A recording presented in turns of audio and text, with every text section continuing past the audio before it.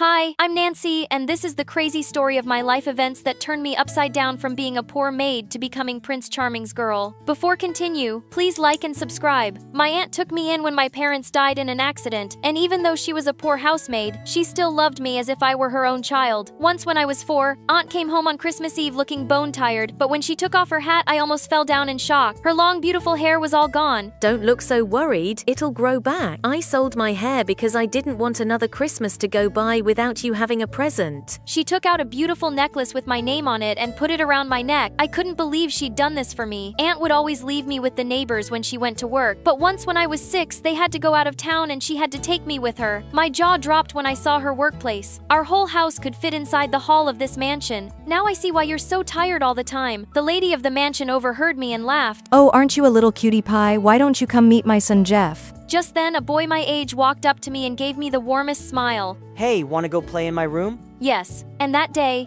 it was the day that changed my life forever. I met my best friend. I loved hanging out with him, and I begged my aunt to take me with her often. Soon enough, Jeff's mom arranged for his private tutor to teach me too, so now I had a reason to go every day. As I grew older, my aunt started paying more attention to my looks. One day, she came home with a bag full of cheap makeup. You're a pretty girl, Nancy. You have to always look perfect when you're hanging out with Madame's boy. But Auntie, we're friends and he knows what I look like. Why would he care about my face? But she wouldn't hear a word, and after that, I always had to go to the mansion with a fully done-up face. Over the years, I realized that I had totally fallen in love with Jeff, but I knew I was just the maid's niece and he'd never feel the same way about me. Once when I was 14, I felt really sick and couldn't go to the mansion for a week, but when I was alone at home one day, someone rang the doorbell and I was shocked to see that it was Jeff. Hello, I'm delighted to assist you with our voice services. Choose a voice that resonates with you, and let's begin our creative audio journey together. And with that, he suddenly hugged me. I totally panicked. I pushed him aside and ran to my room. Gosh, I looked so pale and terrible. I quickly applied makeup to my face and hurried downstairs. Why are you wearing makeup? Because I'm not pretty enough without it. Nancy, please go and wash your face. Can you do that for me? Okay, but will you promise to be nice? I promise. When I came back with my washed face, Nancy, you're so beautiful. He approached me and kissed me. Then he told me to take care of myself and left. I was excited and nervous about seeing him the next day, but when we got to the mansion, I saw his mom was busy supervising some men as they were taking out furniture from the house. She called me and handed me an envelope. This is your aunt's salary. A little something for you, too. I'll miss watching you grow up, Nancy. What's happening, ma'am? Where's Jeff? He left last night because he transferred to a high school in Paris and I'm going there too. Maybe we'll see each other again someday. She pulled me into a warm hug and then walked away. I was so scared, thinking I'd never get to talk to Jeff again, but he emailed me a week later and we wrote to each other every single day. His life in Paris seemed amazing, but soon the emails got less and less frequent till they just stopped altogether. He seemed to be really busy with his new life, and I figured it was time for me to move on with my own. By the time I graduated from high school,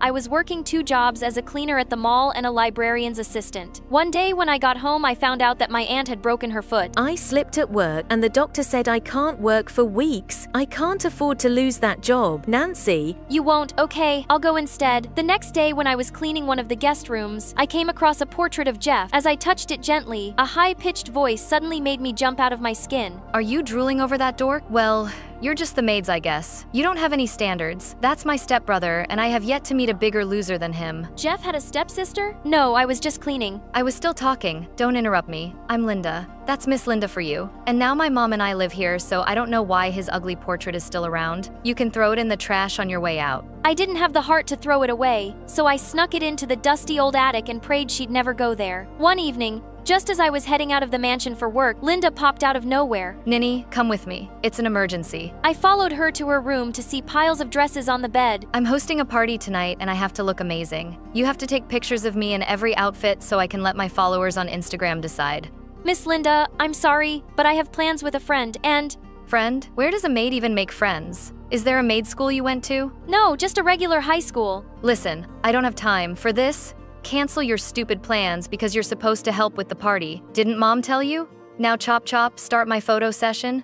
As if all this wasn't bad enough, I accidentally dropped a glass of juice on one of her friends and she went ballistic. Oh my god, this is literally the easiest job on the planet. First, your dumb aunt slips and breaks her foot, and now you're being such an idiot. Does stupidity run in the family? I turned around, grabbed my stuff, and ran out the front door. I was never coming back here. Just as I stepped out, I bumped into someone. Jeff? His adorable smile lit up his face. You just cut me out of your life, and now you decide to walk back into mine and expect me to welcome you. I know you're mad, and I'll understand if you don't want to forgive me, but Nancy, I've missed you so much. So why didn't you stay in touch? I tried, but I had Dad watching me like a hawk. He did his best to make sure I wouldn't contact you because he felt you were distracting me. I'm so sorry. I looked at his face and I knew he was being honest. Can you please just hug me now? We hugged. He whisked me away to a beautiful viewing point on a cliff. With the whole city glittering beneath us, he gently drew me close and kissed me. And in that moment, it felt like everything was just right. The next day, I really didn't want to go back to work, but I did for Aunt's sake. When I got there, Linda was already screaming at some maids. The minute she spotted me, she went off on me. Here comes another idiot. Did you think elves and fairies were going to come at night and clean this mess? It's still waiting for you. Get to it now. Before I could speak, I heard Jeff behind me. Knock it off, Linda. You can't talk to Nancy like that. Oh, I see you're in love with this maid. Well, history really does repeat itself. Our dad also married way below his league when he chose your mom. Now it's your turn. Don't you dare say anything about my mom or Nancy, and you can't treat her this way. Oh yeah, watch me. And with that, she walked up to me and slapped me, and I just snapped. I pushed her to the ground, and just as I was about to punch her stupid face, Linda's mom came running at the commotion and she fired me on the spot. I don't want you or your aunt to ever set foot in this house again. When I went home and told everything to my aunt, she burst into tears. Please don't be upset. I promise I'll find another job. But just then, Jeff spoke up. You don't have to. Please let me help you.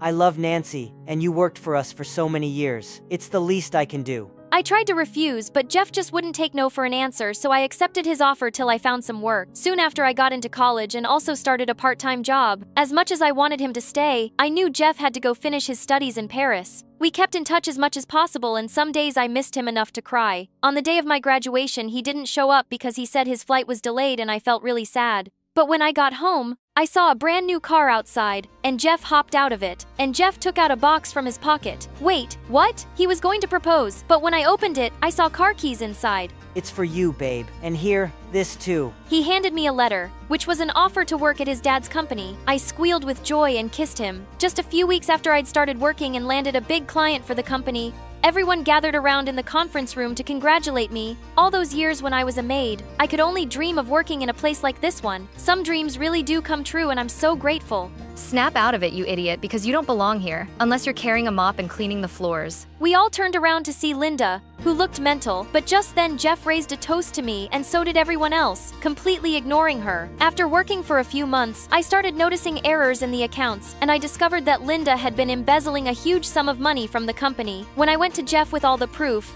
both Linda and her mom were immediately kicked off the board of directors.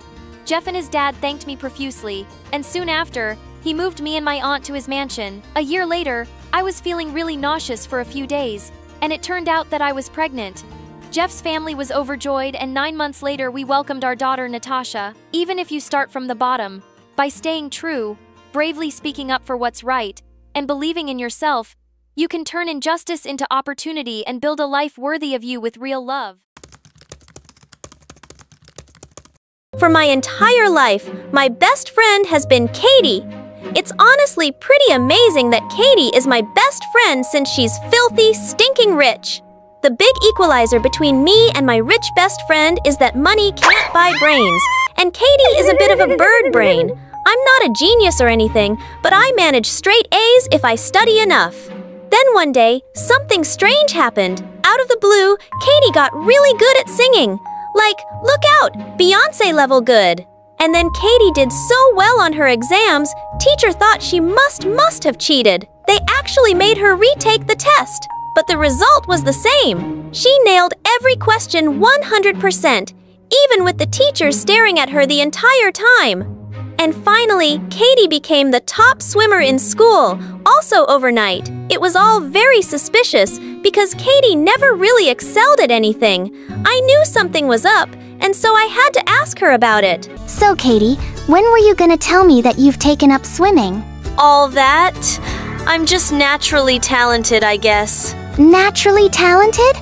I don't think it works that. I watched in fascination as Katie pulled a can of sardines out of her lunch bag. She cracked the can open, grabbed one of the fish by the tail, and proceeded to drop the entire thing in her mouth. Then she sat there chewing it, bones and all. Katie, since when do you eat that? You hate fish. Nothing's fishy about all of this. And no, I'm not talking about the sardines. Did your parents buy you some sort of experimental stem cell treatment to turn you into a superhuman or something? You read too many comic books. If you're really that curious, stay over my house tonight. I'll explain then. Katie's mansion backed into an undeveloped piece of property that was covered in trees. It was a favorite of hunters and hikers. Okay, it all started here. I found a bird in this trap. I felt sorry for it, so I let it loose. When I freed the bird, this man appeared. He told me that he's the guardian of the birds here. And as a thank you for saving the bird, he graced me with 3 talents from his kingdom. Katie pulled up her sleeve and I gasped. 3 banded tattoos encircled her arm. If I want to activate a talent, I just tap the tattoo and wish for it to activate. I realized that one was a pigeon, and those birds have incredible memories. Another was a songbird, which explained the whole Beyoncé thing. And the final weird little bird was totally a penguin. No wonder Katie was a crazy good swimmer and crazy about fish. A crack, snap, and squawking interrupted any further explanation. I hurried toward the sound and found an owl caught in a nearby trap. I walked over and threw the door of the trap open angrily. Katie, can't your parents buy this land or something? These traps are inhumane. Suddenly, there was a whooshing sound behind me. It's the Guardian! Eye for an eye, a feather for a feather. In thanks, I grace you with 3 talents from our kingdom. Do you accept our gratitude? Yes, I accept your gratitude. With another rush of wind, the bird guardian was gone.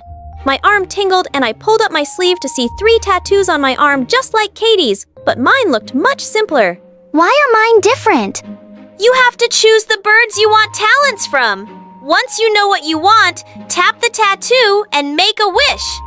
Katie assumed I'd choose a bird to help me make money, but I long for something money can't buy. Martin! I'd had a crush on Martin since elementary school, and even Katie didn't know it. No matter what I did, Martin didn't notice me. I joined the astronomy club to get some quality time with Martin. But every time our club met up to stargaze, I fell fast asleep. But now I didn't need to do any research to know which bird would help me here. I tapped the first of the 3 tattoos and made my wish. I wished for the talents of an owl. Sure enough, the tattoo's pattern shifted, and I was graced with an owl. That night, I stared at the snow stars and didn't feel sleepy at all. It was like I drank a triple-shot coffee, and the stars were so beautiful. To my new owl eyes, these bird talents were the best thing ever. But the next morning, I couldn't stay awake for class. The bird talent just moved my sleeping problem from the evening to the morning. I got a big flaming F on the exam. Later that afternoon, I decided to try another bird on for size. Martin's absolute favorite sport was football. If I became a football master, he'd have to notice me. The falcon made me so fast I almost felt sorry for the other team. They had no chance against me, but then I suddenly had crazy strong appetite for field mice. That stinkin' mouse looked so delicious I couldn't stop myself. As soon as I saw it scurrying through the grass, I ran over and caught it. It took all my self-restraint to put the mouse down, but by then we'd lost the game. The entire team refused to speak to me after that, and Martin walked away from the field shaking his head. I was meeting up with Katie for a study session when I heard the tail end of her conversation. I love Italian, that sounds perfect! See you tonight, Martin! Wait, you're meeting up with Martin tonight? Yes, actually, we're going out on a date. A date with Martin? Yeah, I've had a crush on him forever. I see. I hope it's a great night, Katie. I found a bird with the exact talent I needed. The cuckoo bird gets by in life by passing itself, being off as other birds. It wasn't fair and it wasn't right, but I wanted to be Katie tonight. So I asked for the talents of a cuckoo and hoped for the best. My plan was to wait outside and intercept Martin before he got to the house, but Katie's parents caught me waiting out there and ushered me inside. They both hugged me, which was weird. And then they called me Katie. Actually, I'm Roxanne. Nonsense, sweetie. I know my daughter when I see her. Welcome home, sister. Sister? This is the creepiest freaking talent ever, even worse than the stinkin' mouse. Katie, that boy is here to pick you up. Don't stay out later than 11. Hey there, Katie. Ready? I was grateful that Martin saw me as Katie. We went to the Italian restaurant and he ordered me pumpkin rotini without asking me whether I wanted that or not. Then he started talking about me. I don't understand why a nice girl like you hangs out with an urchin like Roxanne. Urchin? Roxanne is not an urchin. She's a delinquent at best. She'll probably grow up to be a cashier at a mini-mart or something. Or maybe a janitor. What makes you say that? She's a complete idiot. Did you see her screwing around in the outfield? She's a clown. I don't think she was trying to ruin anything. I never liked her. The only reason I tolerate her existence is because she's your friend. Martin proceeded to recount every stupid thing he'd seen me say, and I realized that Martin had noticed me all along and he hated me. I excused myself and stepped outside to cry. Hey, sister! Katie, why are you here? Katie pulled up my sleeve and dabbed some foundation on my tattoos. As soon as they were covered, Katie shook her head and blinked. Roxanne, you picked the cuckoo to take my place on a date with Martin. That's so mean! I got what I deserved for it. I had no idea Martin hated me so much. Martin hates you? I gave Katie a brief recap of the many things Martin said, and her eyes got narrower and narrower. Come on, Roxanne. Let's not keep Martin waiting. Hello again, Martin. Katie, you look different. And why is Roxanne with you? Martin, I have news for you. You're a total jerk. If you were the last guy on Earth, I wouldn't have anything to do with you. Katie and I got our tattoos removed the next day. Katie asked her parents to buy the land behind their property. Once the property was in her family's name, Katie and I went to work removing all of the animal traps left behind by the hunters. Then, when we graduated, we turned the land into a wild bird preserve. Overall, I'm grateful for the blessing of the birds. It changed my life just in ways I didn't expect. True strength comes from genuine friendship, honesty, and living with responsibility. The story emphasizes that while extraordinary things can be achieved, the true values such as friendship, care, and environmental protection are what truly matter and endure. Hi, I'm Ethan from Canada. Please like and subscribe. Ever since I could remember, I've lived with my uncle who loved me like I was his own son, and I adored him too. When I was 5, my uncle who owned a car company took me to his showroom to admire his entire dazzling fleet. Can I drive this one, Uncle? One day, you will, son, as soon as you're tall enough. I wanted to make my uncle proud of me, so I studied hard and always got straight A's. Uncle would be over the moon seeing my results, and he'd tell me that I'd take over his business one day.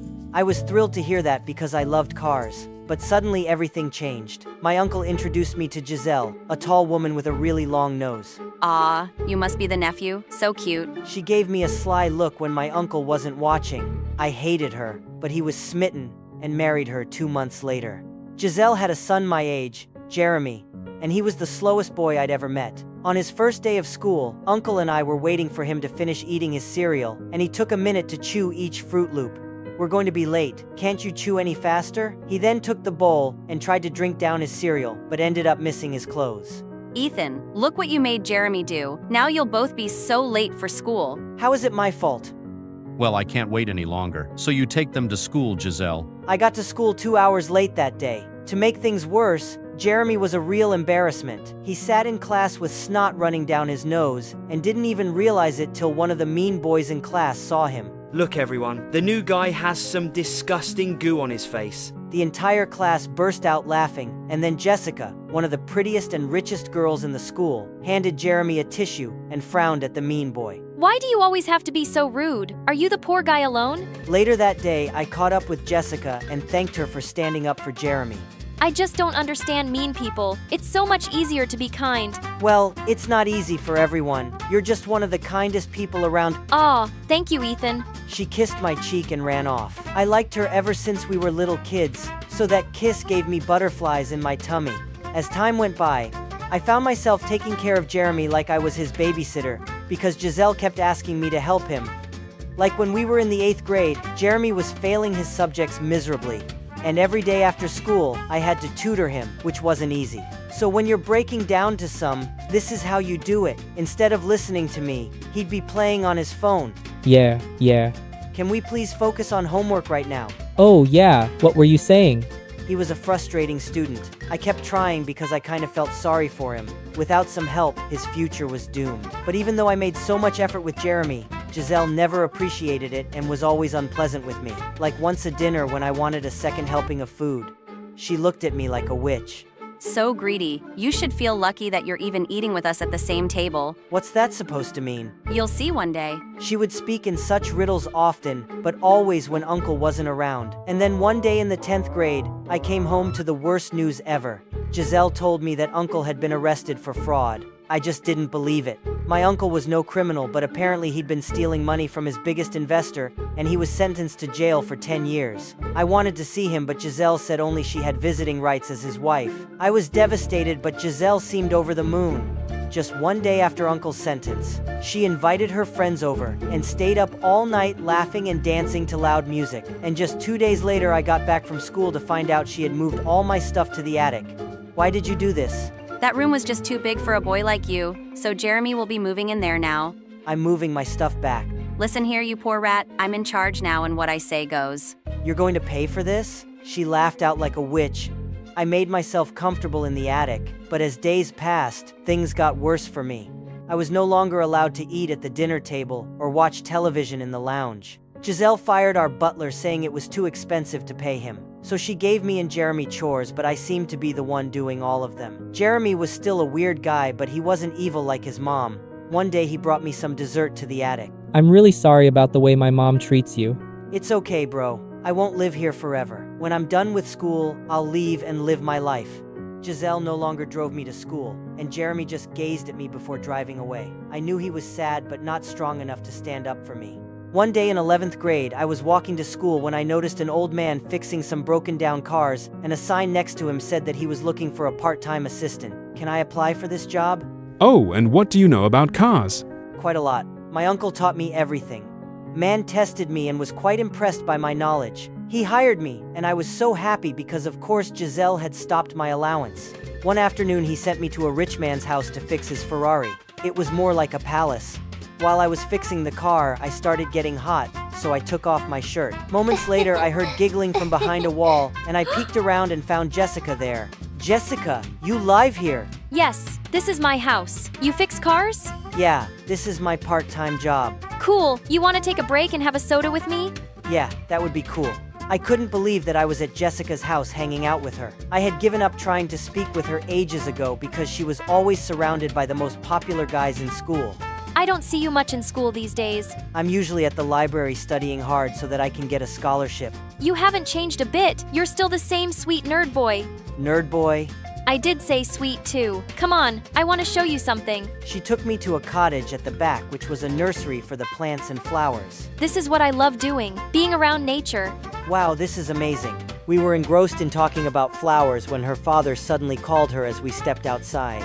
He gave me a stern look, and I couldn't stop thinking about Jessica. The next day when I saw her in school, my heart skipped a beat when she smiled at me. But then all of a sudden, Jeremy came up behind me. Hey, why is Jessica looking at you that way? I don't know, maybe she likes me. When I said that, Jeremy's expression changed. Well, that can't be because I loved her since the day I joined this school. While Jeremy was talking about his feelings, Jessica suddenly approached me and asked if I'd help her with math during recess. I gladly said yes, but Jeremy glared at me like his mother. When I got home that day, Giselle called me to the living room. Her eyes were blazing. Jeremy tells me you stole his girlfriend. Who? Jessica? She's never been his girlfriend. I hear that your father's very rich. You're thinking of getting your hands on that pot of gold, aren't you? No, Giselle. Not everyone's a gold digger like you. How dare you talk to me like that? You're grounded, and I forbid you to see this girl. As long as you live under my roof, you'll live by my rules. This is not your roof, it's my uncle's. The next day, while I was with Jessica at recess, Jeremy came and told me to take off the shirt I was wearing. I told him to buzz off, and then he pounced on me, but I was way stronger than him and pinned him down. Calm down, dude. This is not who you are. You are not a monster like your mother. Maybe I am. They don't talk about my mother that way. He stormed off furiously. Hey, are you okay? I leaned forward and kissed her. Now I think I'll be okay. Jessica and I started seeing each other more often, and I didn't care about how Jeremy and his mother treated me. Soon it was the end of 12th grade, and prom was around the corner. I decided to surprise Jessica by turning up at her place with some flowers and asking her out to prom. But when I got there, I was shocked to find her in the living room with her dad, along with Jeremy and Giselle. What are you guys doing here? The question is, boy, what are you doing here? I'm here to ask my girlfriend to prom. Sir. Are you sure you're at the right house? Because my daughter just said yes to being Jeremy's fiance. I couldn't believe my ears. I looked at Jessica, but she just looked back at me with a frozen face.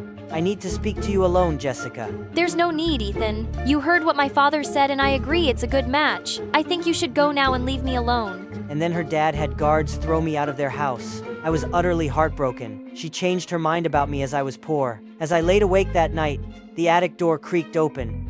It was Jeremy. So how does it feel, Ethan? You always thought you were better than me, right? But look at me now. I'm the master of this house, and I own the heart of the girl you love. I obviously couldn't stay there anymore, so I took my savings and my things and left that very night.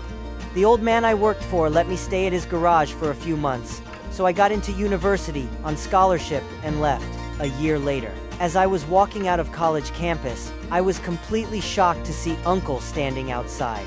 Oh my God, you're free. I missed you so much, Uncle. How come you never came to visit me, son? Giselle told me that I wasn't allowed. She was lying. I was in jail because of her. She framed me for fraud and had me thrown in jail. But my lawyers had found proof of her guilt, and soon she will be behind bars. And so she was.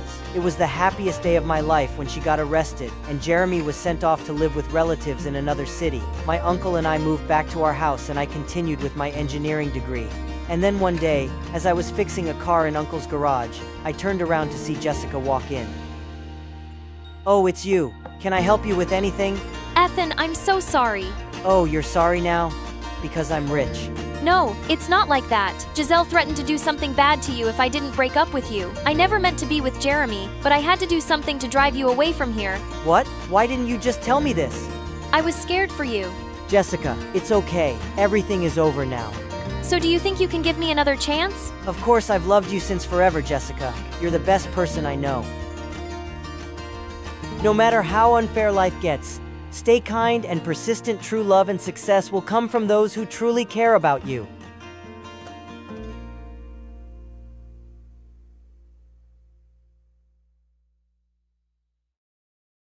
Hey, it's Juniper the Rhyming Whiz! Ever since I was a kid, I've loved poems. It all started with my amazing grandma and her incredible library. People would line up just to catch a glimpse. But when I turned 13, something really bad happened. My grandma left us, and because of a big business loss, my parents had to close down the library she loved so much. It was heartbreaking to see her special books being sold off. I felt so stuck, sad, and lost without her and the library. Life went on, but one day, I spotted a real gem. My grandma's Coletta's edition book of Emily Dickinson's poems. I knew I had to get it to honor her memory. Oh my God! Oh my God! Mom, Dad, I need to have this, please! It's pretty expensive. I know you want this because it once belonged to your grandma, but honey, we can't afford this, and you're just 16. Do something fun, like some TikTok dances. Isn't poetry like watching grass grow? I knew Mom and Dad would never my love for poetry, so I decided to take matters into my own hands. I took every job I could, from mowing lawns like a boss to delivering newspapers. I was working hard. One day, while I was sweating like crazy, Mrs. Peterson, our neighbor, approached me with an offer I just couldn't refuse, to babysit her toddler son, Tim. But I was a bit unsure. While Tim was as cute as a button, his older brother Jim was a handful. We were in the same class, and that dude had a special talent for getting into sticky situations with his failed magic tricks. But beg can't be choosers, so I accepted the job. So there I was, babysitting like a pro, changing Tim's diapers and trying to keep Jim out of trouble. And one day, Jim called for help, all tangled up in chains while attempting a magic trick. I helped him out of the tangled mess, all the while laughing my heart out. You really need to be careful with your magic, Mr. Magician. Oh, I'm so sorry, but you know, it's all part of the magic charm. How about being my assistant? Every magician needs one. One day in the library, I was reading a poem, and Jim looked over. What's so fast about those words? Poetry is like a secret language of feelings and thoughts. It's like life in a nutshell, bro. You should try it. And he did. For the first time, I had a friend who showed interest in poetry, and I appreciated it. One day, Jim and I were hanging out at the basketball alley, and he went to get me some water right. Then something totally unexpected happened. Aaron, of all people, came over to me. I I'm not gonna lie, my heart was literally racing with excitement, but what he said next shocked me. What are you doing here with Jim the Dem? Shouldn't you be with someone like me? Did he really have to? No way! I was gonna just stand there and listen to him diss my bestie. Hey, don't call my friend that. Just look, he's so dumb, he couldn't even figure out how to get water without making a total fool of himself. What an idiot. Whatever. At least he's not a jerk like you. Off, Aaron. Once Jim finally returned with a water bottle, he could tell something was up just by looking at my face. Hey, what's going on here? Is he bothering you? Back off, loser. Can't you see we're having a little chat here? She is my friend, if you're both. Sir, you're bothering me too. That's right. We're a team. So just back off and let us enjoy. Aaron's face turned redder than a chili pepper at a hot sauce convention as he walked away, and I realized he's definitely not the guy I thought he was. I mean, sure, he's hot, but I should have known better. The dude's got a black belt in meanness. Lesson learned. Next time, check for both hotness and kindness before developing a crush. But the next day at school, when I saw Jim, I was stunned. He had a black eye. What the? What? Who did this? It's nothing. I fell from. Don't you dare give me that. Fell from the stairs. Spill the beans. What happened? I got into a fight with Aaron. He did that. Oh, I am so gonna teach that jerk a lesson. Saying that, I ran to the parking lot where I knew Aaron always hung out with his goonies. And the moment I saw him, I threw a punch at him that left him stunned. You'll regret this, Juniper. I'll make you pay. How? By hitting a girl? You're worse than I thought you were, Aaron. Back off, Jim. It's between Juniper and me now. So, Junie, you think you're tough? Yes, she is. Want to see how tough she is? Let's settle this with a rap battle. Yeah, I know you've been preparing for it. So, Aaron, are you up for the challenge? 'Cause Juniper destroyed you here, and she's going to destroy you there too. Bet I will. I'm not afraid of you, Aaron. We'll see about that. But just so you know, if I win, you'll have to go on a date with me. No way. Oh, you will. And if I lose, I promise I'll apologize to Jim in front of the entire school. Fair deal, right? Bring it on. As Aaron walked away with his friends, reality hit me hard. I had just agreed to a rap battle with Aaron, and if I lost, I'd have to go on a date with him. While I would have been thrilled about the idea before, now that I knew Aaron was a jerk, I had zero interest. Jim, I don't know if I can do this. Juniper, you don't have to do this if you don't want to. But think about it. The cash prize is a whopping $5,000. We can split it. You can finally get those poetry books you've been dreaming of. And, well, I can. Perhaps get that PlayStation 5. My mom's been denying forever. His words sparked a glimmer of hope within me. Maybe, just maybe, I could pull this off. All right, let's do this. And so we went all in writing and rehearsing like crazy. Aaron and his crew seemed just as determined, and we saw them often practicing at the nearby park every day after school. One rainy afternoon as I was on my way home, I was about to slip in a puddle, but Aaron caught me just in time. Careful there. I didn't need you to rescue me. Even though I didn't want to, we both ended up finding shelter. Shelter under a small roof. And there I felt a bit uneasy. It was a tight space and we had to stand close, making the situation all the more awkward. I never thought I'd be stuck in the rain with my archenemy's BFF. I don't know why you think he's your enemy. Jim's an amazing guy. It's you who's a grump all the time. Just like everyone else. You also probably think I'm just a jerk. Duh. You think you've got it all figured out, huh? Well, I've got it figured out. That tough guy act you put on, it's to keep others away. You know, you don't have to be a meanie all the time. Whatever. It's just that things at home aren't good. Everything feels like a mess. Well, everyone has problems, Aaron. I guess it's time you realize that, and perhaps show people the goodness in you. You're weird, you know that? Takes one to know one, I guess. As Aaron and I kept talking, I realized he wasn't so bad after all. Once the rain finally eased up, we both went our separate ways. But I couldn't help but feel a newfound understanding for Aaron. As the days passed, I saw a new side of Aaron, and it amazed me. One time I spotted him helping a stray dog find its way home, and another time even shared his lunch money with a classmate in need. One day, I noticed Aaron leaving school in a hurry, forgetting his phone. I chased after him on my bicycle and found him at a hospital, sitting in a room and crying. Hey, Aaron. What are you doing here? What are you doing here? You left your phone at school. Is everything okay? You seem upset.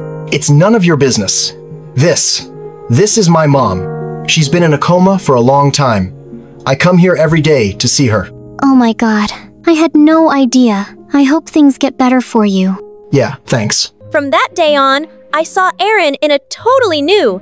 And when I told Jim about how Aaron's mom was sick without revealing the part that I spoke to him, he just rolled his eyes. That guy's a phony. Don't believe everything you hear, Juniper. Jim hated Aaron, but I guess I had started to have feelings for him. One day at lunchtime, when Jim wasn't around, Aaron approached me. Hey, Juniper, want to catch a movie together? Barbie's playing. I heard it's hilarious. Sure, why not? But just as friends, right? But Barbie, are you sure? Absolutely. I know you'll love it. If you love it, I'm sure I'll love it. I'm talking too much. See ya. Day of the movie arrived, and I had come up with a plan to watch Barbie with Aaron without Jim knowing. I told Jim I was feeling sick and needed to rest, which wasn't entirely a lie, because I felt butterflies in my stomach at the thought of spending time with Aaron at the cinema. Aaron and I laughed our hearts out at the silly scenes in Barbie. It was so fun! But as we left the cinema, I was in for a surprise. Jim was standing there looking heartbroken and hurt. Juniper, who lied to me? I thought we were supposed to be best friends. And here you are with Aaron, of all people. It's not what you think, Jim. Aaron is a really nice guy. Juniper, please. This guy, he's a snake. Hey, dude, I'm standing right here. You better shut that mouth. You shut up and stay away from Juniper. Before I knew it, Jim threw a punch at Aaron and knocked him on the ground. I was shocked. Are you crazy? Jim, what's gotten into you? You hurt him badly. What? Junibert, you're my friend. You're supposed to be on my side. Jim, I'll be friends with whoever I want. I can't stay around you. It's like I don't even know who you are. I then helped Aaron up and walked him home. He could have pressed charges against Jim, but he didn't, which was very kind of him. In the days that followed, Jim tried to contact me many times, but I wasn't ready to talk to him yet. It felt like everything was spinning out of control, and I needed some time to sort out my feelings. So on the day of the rap battle, instead of participating, I messaged Jim that I wouldn't be joining.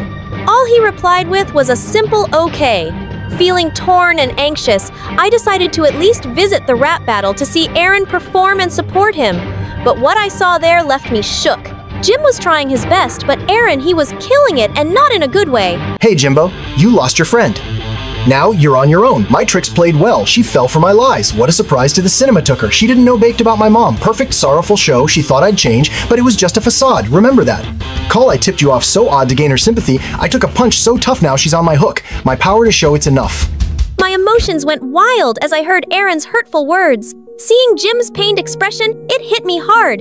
He was right about Aaron's tricks. It all clicked. He had done the whole nice guy act to distract me from the rap battle. She messed with the wrong girl. Without even thinking, I jumped on the stage next to Jim. Jim, my buddy, you know I got your back through thick and thin. We never lack fake friends leave, but we stand tall, bonds unbreakable, never gonna fall. They're just haters, but we're the real deal, and that's all. As for you, Aaron, you're a fake, always playing games. Lies, manipulation, it's all the same. Emily Dickinson said, tell the truth, but till it's land, but your lies won't fool me. They won't enchant with Jim. I stand firm your tricks won't grant. Hearing this, Jim jumped up and down and hugged me tight. I knew you'd come. I had to. Now, come on, let's win this thing. Jim and I were doing amazing. We were spitting verses in the mic like we were on fire. In the end, it was us against Aaron and his gang, and I decided to bring my A game and finish him once and for all. But before I could speak, Jim took the mic and left me totally blown. You call my friend naive, but let me retort. She's like a rainbow shining bright, never short like twinkle, twinkle. Little star she'll reach for the sky while you're stuck in the dark, telling lie after lie. Life's a journey, not a devious scheme in the little engine that could she follows her dream. Rise and shine while you're left in the dark with no true friends, no real spark. The rap battle ended. Jim dropped the mic, leaving Aaron speechless. Oh my god, how did you do that? Learn from you, Juniper. In the end, we totally nailed it and won the cash prize. As Aaron tried to get off the stage, I quickly called out his name. Hey Aaron, remember the deal. Apologize to Jim in front of everyone. Come on, yeah, come back on stage. Aaron's face turned red as a tomato. And like a kid who was punished, he took the mic and apologized to Jim. Now that was a mic drop. Once we left the venue, Jim took me straight to the bookshop where my grandma's book was. Get that poetry book you've always wanted. But it's not just my money. We both won. You get part 2. No, I wanted to win just for you, Juniper. Oh my god, you're the best friend ever. Jim? Remember, true friends got your back. No matter what fake people and lies can't break. Make real friendship. Trust your buddies. I'm adopted, and my adoptive parents split up about 8 years ago. I'd been low-key, hoping that they'd get back together all along. But then my dad brought her home. Not only was this woman not mom, but she was also a total witch. I came home from school early one day to find a woman sitting on the couch in my living room. She smiled at me. Who are you? Diana, sweetie, you're home early today? Additional beads of sweat appeared on my dad's forehead and gathered on his eyebrows. Super suspicious. It's nice to meet you, Diana. I've heard so much about you. I work with your father. Dad doesn't usually bring his colleagues over for dinner. She isn't just a colleague. I'm marrying her. Diana! I thought we were gonna ease her into it. Wait, you're marrying this strange woman? Are you serious? We'll discuss this over dinner. During the world's most freaking awkward dinner, I found out that my dad had met this woman about 3 months ago at a diner, of all places. She was sitting there all alone with a piece of pie, and he ordered her a coffee, and they got to talking, and then what unfolded was the most boring romance between two boring people ever. Their idea of a fun night is talking about the new drug formulas. My dad's company is working, and Justine's idea of an ideal date is accompanying Dad to those awful company dinners that are actually just normal work sessions in disguise, with 100% more steak than usual. I excused myself to my bedroom as soon as I could and picked up the phone to call Mom. I told her what happened and she became very quiet. I realized that my mom must still really have a thing for Dad. I described Justine, then telling Mom the things they told me about. I see. She seems too good to be true. The next day, during history class, we learned about the hunting of witches in medieval and Puritan times. Apparently, back in those days, it was really easy to be accused of being a witch, and it was really hard to prove otherwise. But as the teacher moved on to talk about Hollywood's definition of witches, it, honest to goodness, sounded like he was describing Justine. Witches could cook up potions, charm people, and see some future events. She had one of the 3 nailed. I could see her excelling at all the rest. There was supposedly one surefire way to determine if someone was a witch: lure them into a circle. Once in the circle, the witch wouldn't be able to escape. I felt ridiculous even entertaining the idea, but I knew there was something off about Justine. So that evening, while Justine and Dad were preparing dinner in the kitchen, I lit the candles, dimmed the lights, and drew a circle on the floor beneath Justine's chair. We were sitting down to eat when my mom barged into the dining room. Peter, I want you back. This is neither the time nor the place for this. Oh, it hurts. I watched in horrified fascination as Justine stood and then fell to her knees, holding her head in her hands.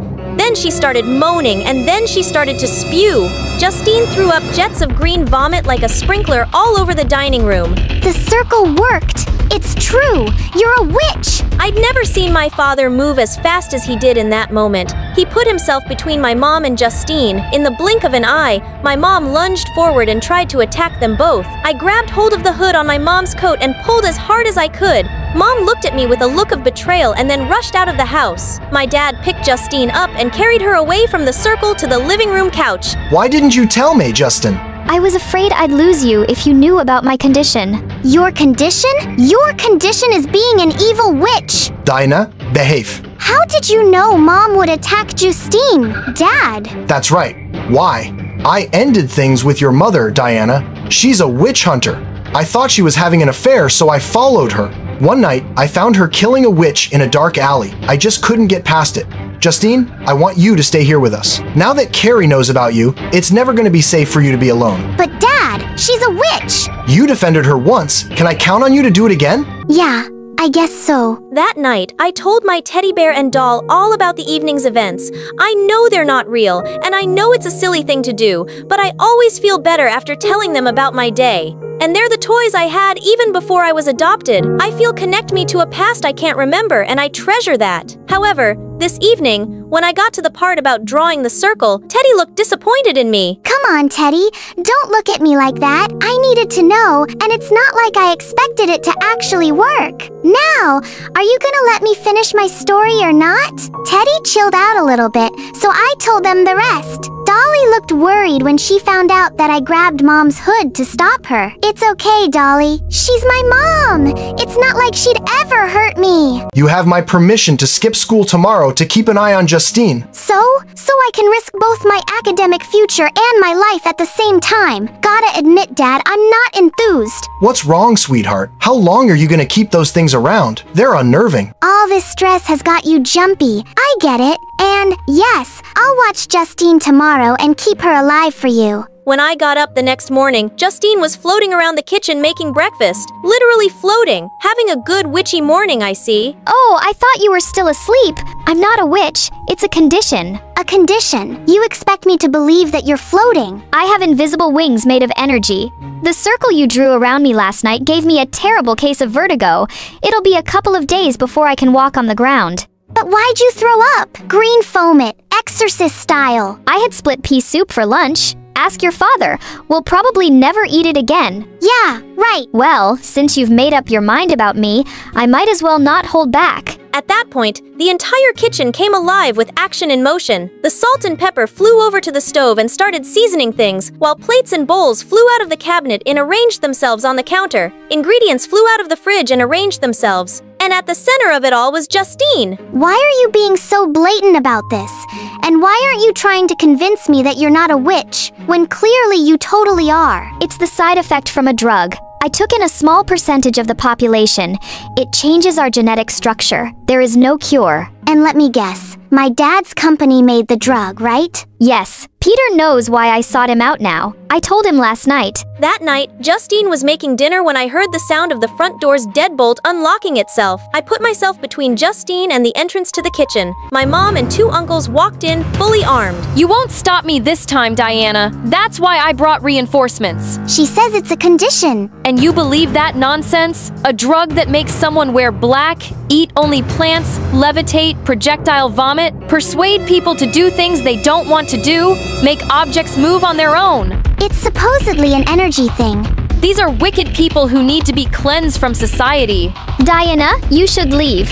I'm not going anywhere. My uncles lunged at me, and Mom watched as they tried to get me away from Justine. One of them threw me over their shoulder, and the other joined Mom and began attacking Justine. Suddenly, I saw pale yellow threads of something running down the back of my uncle's body. I reached out and pulled those threads with a yell. His body moved like a puppet on a string in exactly the direction I moved the threads. Somehow, I could see Justine's wings now, and as I watched them beat, I realized that I'd been waiting for as long as I could remember to do the same. I willed my wings to expand and felt something respond. I hovered in the air a few inches off the ground. Diana, you're like them if you're one of them. It's true. They haven't been lying. Mom was in front of me a second later. My uncles didn't stop. Suddenly, Teddy and Dolly came running in and attacked them both. Justine took advantage of the distraction and grabbed hold of their heads. You are getting sleepy. Very sleepy. Both men fell asleep. Teddy, Dolly? Hey there, kiddo. Your wings are beautiful, sweetie. You two have been watching her all along. Why did you let me keep her if you knew where she's been? There was no place safer for Diana than with a witch hunter. Carrie. We knew the mutation would show itself eventually. With both parents having been exposed to the drug, it was only a matter of time. What? You two are my parents? We put some of our energy in your favorite toys so we could stay in touch with you. Tell Peter everything when he's back. We're counting on him. We're counting on you too, Carrie. It's too dangerous for us to stay, Con, now that we've exposed ourselves. Goodbye for now, Diana. Remember that we love you. A neighbor had called the police, and when they showed up, my mom told them everything about her witch hunter family. She and her family were arrested, but Mom escaped. Dad married Justine a couple months later. Shortly after, he revealed the truth about what the pharmaceutical company had been doing. I was Justine's maid of honor, and eventually I got used to my extra set of senses, but I missed my parents. I'd sit alone in my room with Teddy and Dolly in front of me, hoping that somehow my mom and dad would be there again. Suddenly, my phone lit up with a text from an unknown number. So yeah, my dad brought home a total winch, except she isn't. And in the end, my family didn't get smaller or more splintered by this change. Instead, it's actually bigger. And it's about to get bigger. Yet once we reach my birth parents, I guess what I learned is that I shouldn't judge people based on my preconceived notions because I could totally be wrong. Family is about love and acceptance, even when people are different. Take time to listen before you judge. This story is purely fictional. Do not try to copy any dangerous or violent actions. Hi, my name is Awena from Chicago. Please like and subscribe. My mom had me when she was in her final year of drama school. Growing up, Dad wasn't around much and eventually left when I was just 4. For me, my mom was everything and I absolutely adored her. Since my mom was the most gorgeous woman, people used to think we were sisters. She was gorgeous and I guess I got my good looks from her. One time when I was 7, Mom and I went to the mall and were having lunch in the food court and a waiter asked for her number. You look like you're in high school, baited kid, or else I'll tell your manager. A mom and a daughter can't have lunch in peace. After lunch, while we were strolling around, we saw a dance competition. I joined the competition at my mom's suggestion, even though I had never danced before, and to my surprise, I won. When the people started taking pictures of me and told my mom how I looked like Moana, Mom was over the moon. I know, right? I'm so going to make her a star. When we got home, I asked Mom about what she had said that morning. Mommy, like the stars in the sky or like the ones on my dress? A movie star, sweetie. From there on, Mom focused all her energy into making me a star. In school, I was always in plays, and one time, the school organized a play about a princess and a witch, and my teacher decided to give others a chance to come forward and made me the wicked witch instead of princess. But guess what? I aced that role too. Mom was so proud of me, but she wanted me to focus only on my acting career, so she started to homeschool me and hired acting tutors. They'd give me long scripts to memorize, and it would just exhaust me. Mom also wanted me to focus on maintaining an ideal weight, and she wouldn't let me eat any junk food, and worse, no ramen noodles, which was my favorite. It's for the best, my love. Remember a moment on the lips, forever on the hips. Oh, that wasn't all. Mom also had the knack of embarrassment and stressed me out. No, it's not Giacho. It's pronounced Giacho. What am I paying you for? Mom, please. He is Italian. You know, I think you should let the professional do his job. But he's not doing it right. The audition is tomorrow, and we have so little time left to perfect your Italian accent. Well, the teacher stormed out and I was left to practice with Mom. The next day, I was pretty nervous because I had a lot of trouble remembering my Italian lines. Right when I decided to have another look at the script, I realized it was gone. Just then I spotted a girl looking really sneaky. It was Chloe. She used to be my friend when I started out my career, but the more roles I got, the more she hated me and she didn't even try to hide it. We were always up against each other. For every advertisement, I followed her and what I saw made me scream. Chloe threw my script into the trash. What are you doing? So you're not just bad at acting, you also have bad eyesight. I'm getting rid of it, duh. I want this role. I hate it when my mom keeps comparing me to you. I am better than you. Oh, this witch, I wanted to slap her. Of course she compares me to you. I'm good at what I do. Unlike you jealous two-faced witch. Chloe stormed off angrily, and while chasing after her, I bumped into a man, almost making him drop his camera. He noticed I was in tears and then I told him what happened. Whoa, didn't know she was a nasty player, huh? You know what? Just then he pulled out the script and gave it to me. He was the camera person for the advertisement and had the script with him. As I was practicing, I noticed him setting up the camera and couldn't stop staring. He then showed me how to set it up and even shot a video as I watched. And that was the day I knew I loved being behind the camera more than in front of it. Time flew by, and on my 18th birthday, I received the best news ever. After the party, while cleaning up, I heard the sound of glass breaking and my mom screaming in the kitchen. Mom, what's wrong? Are you hurt? You got it. Oh my God, you got it. Mom, slow down. You got the audition for Elijah film. Elijah Miller's film? The most award-winning director? I'm a huge fan of his. I couldn't believe it. I guess it was the first time I felt like I could really be a star. Really hard, and seeing me so focused, Mom looked pretty happy. There is no way you aren't getting this role. Mom, I am excited, but don't get my hopes up. Why shouldn't I always have your eye on the prize? Got it. A day before the audition, I felt very stressed, so I took my camera and stepped out to get some fresh air. I bought the camera after an audition years ago. I began shooting videos every time I felt overwhelmed with the stress of auditions, but the most I did was make reels and put it up on Instagram under a different account. The videos did very well, and many people appreciated my work and even suggested I send it to filmmakers. But I had to focus on becoming an actor, Mom's dream and all. The day of my audition had finally arrived. I was shaking with excitement and nerves. Mom was there as always to support me on this big day. We suddenly saw some of the actors run with their friends and family members towards the door. My eyes almost popped out out of my socket when I saw the Elijah Miller walk in. What happened next? Dropped my jaw on the floor. Sachin? Oh my god, Elijah, it's been a long time. You still remember me. My mother knew Elijah Miller? What the heck?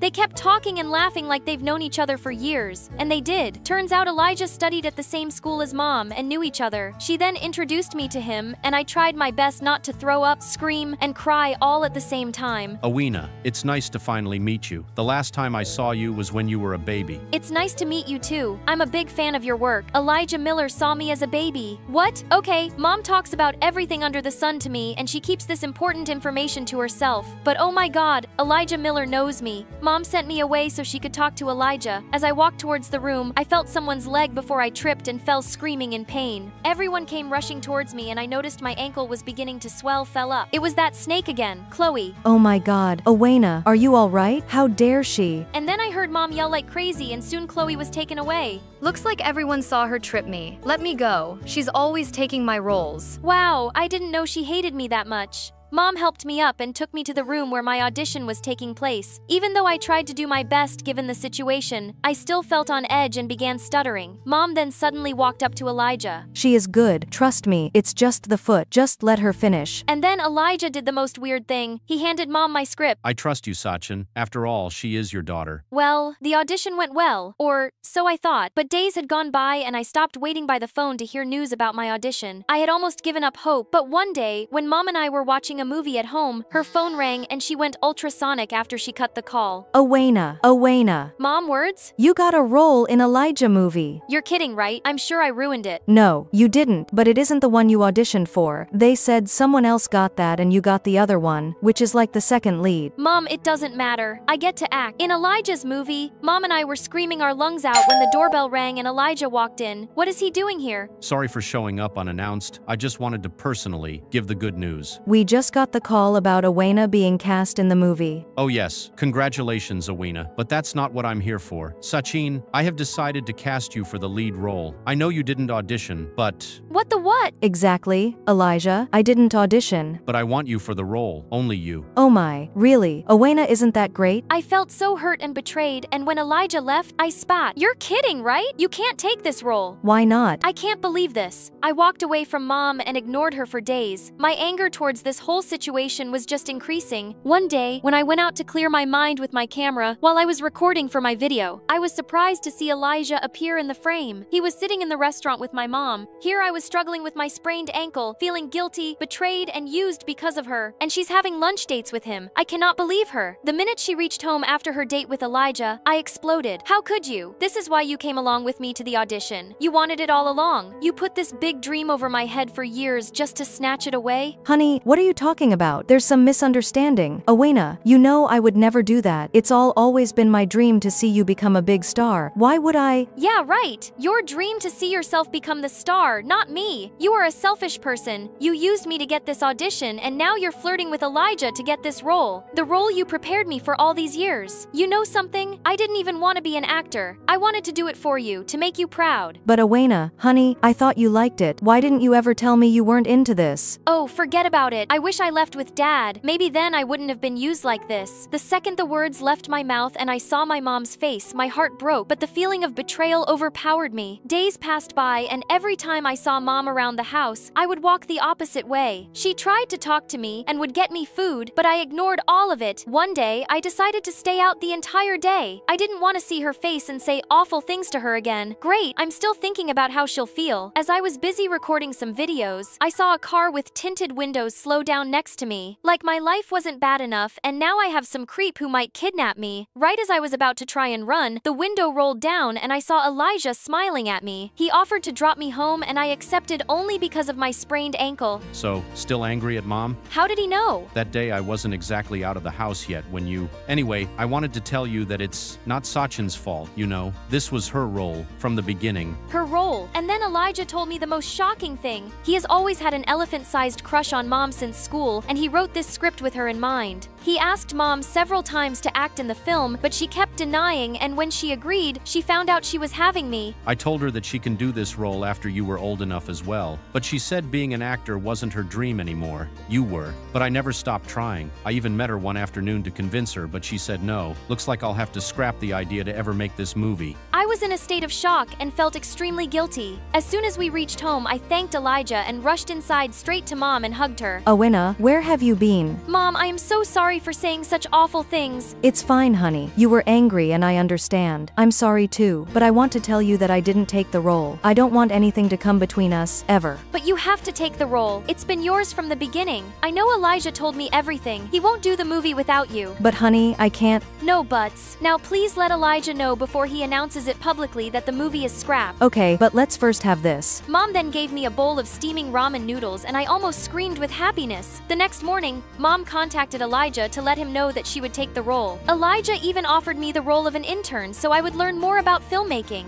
A few years after the movie, Elijah asked Mom to marry him and she said yes. And me, I went to film school and got a degree in filmmaking.